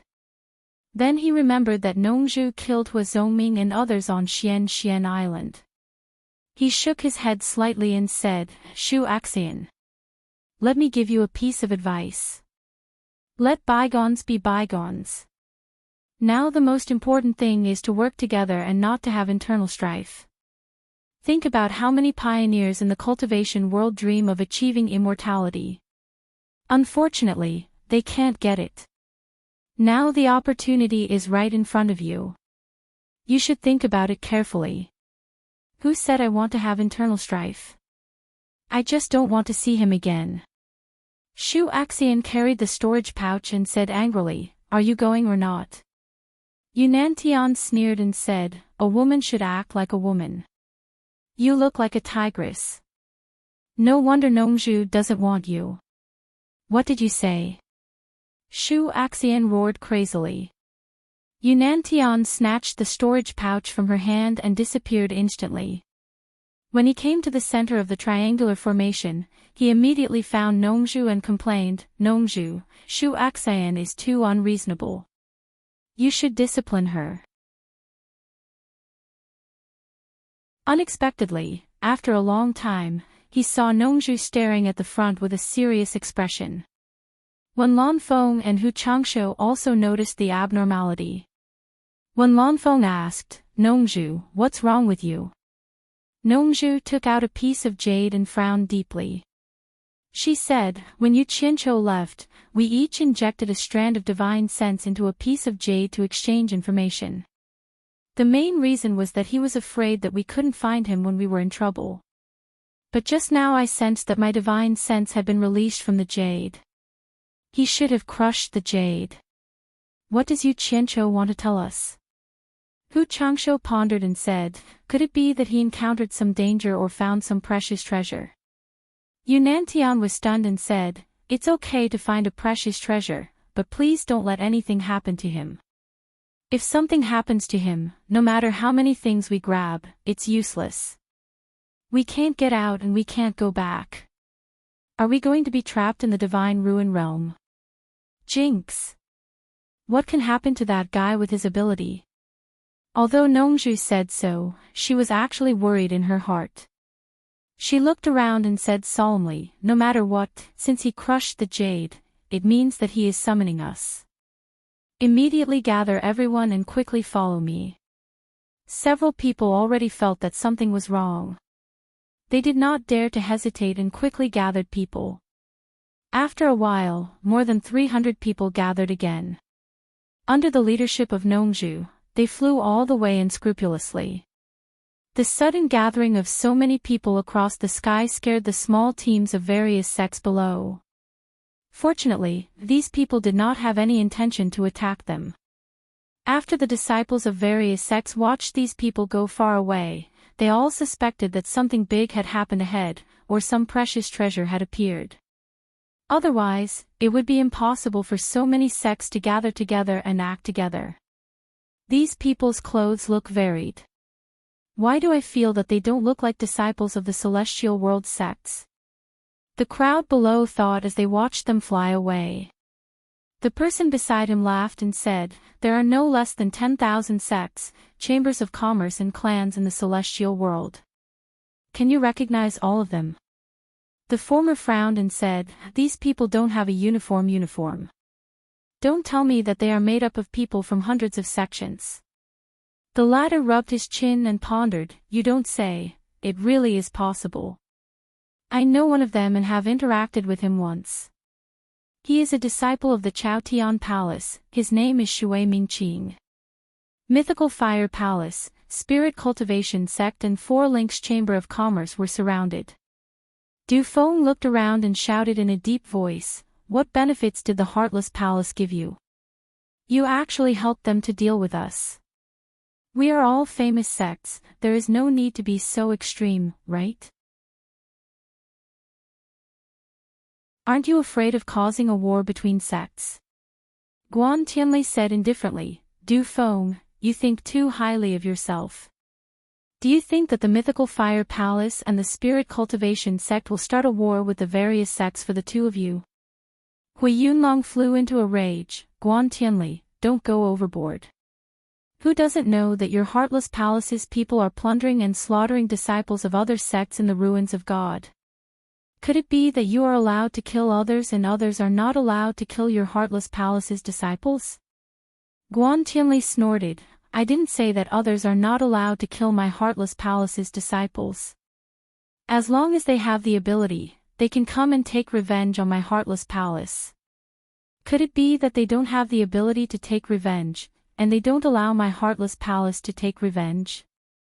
You guys killed all the disciples that entered the ruins of God. What will they use to take revenge on you?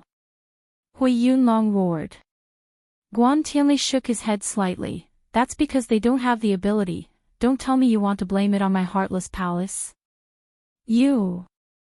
Hui Yunlong was so angry that he was speechless.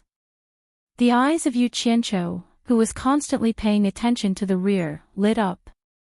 He saw two figures descend from the top of a mountain not far away. Nongju and Hu Changshu had already arrived first. Actually, this place was not far from where the hundreds of people were. It was only a few dozen kilometers away. With their cultivation, it would not take long for them to rush over at full speed. Yu Qianqiu looked around at the crowd that had gathered to watch the show, and immediately secretly sent a sound transmission to the two of them. After making some arrangements, Nongju quickly flew back, leaving Hu Changshu to watch. Yu Qianqiu, who had been silent all this while, walked out from between the two of them and shouted at Guan Tianli, surnamed Guan, don't bully others just because you have more people. I am the one who killed the people of your Heartless Palace, it has nothing to do with them. If you have the ability, then come at me alone. Whether it's one-on-one or all at once, I will accept it. Guan Tianli said indifferently, I heard that your methods are extraordinary, I don't dare to take that risk, it's safer to bully others with numbers. As he spoke, he looked at the two sides and said, "Everyone, what are you waiting for? Let's make our move." At this moment, someone shouted from afar, "Bully others with numbers." Good. This is my favorite thing, let us join in the fun. Everyone looked in the direction of the voice, only to see a group of densely packed figures flying over from behind the mountain. You're tuning in to the LoveLore Library YouTube channel. We're so grateful for your support, and don't forget to subscribe to join us on this incredible journey through captivating stories. Your generosity through donations truly makes a world of difference, as it's the primary source of revenue that allows me to expand and enhance this channel for you. Thank you from the bottom of my heart for being a part of this adventure.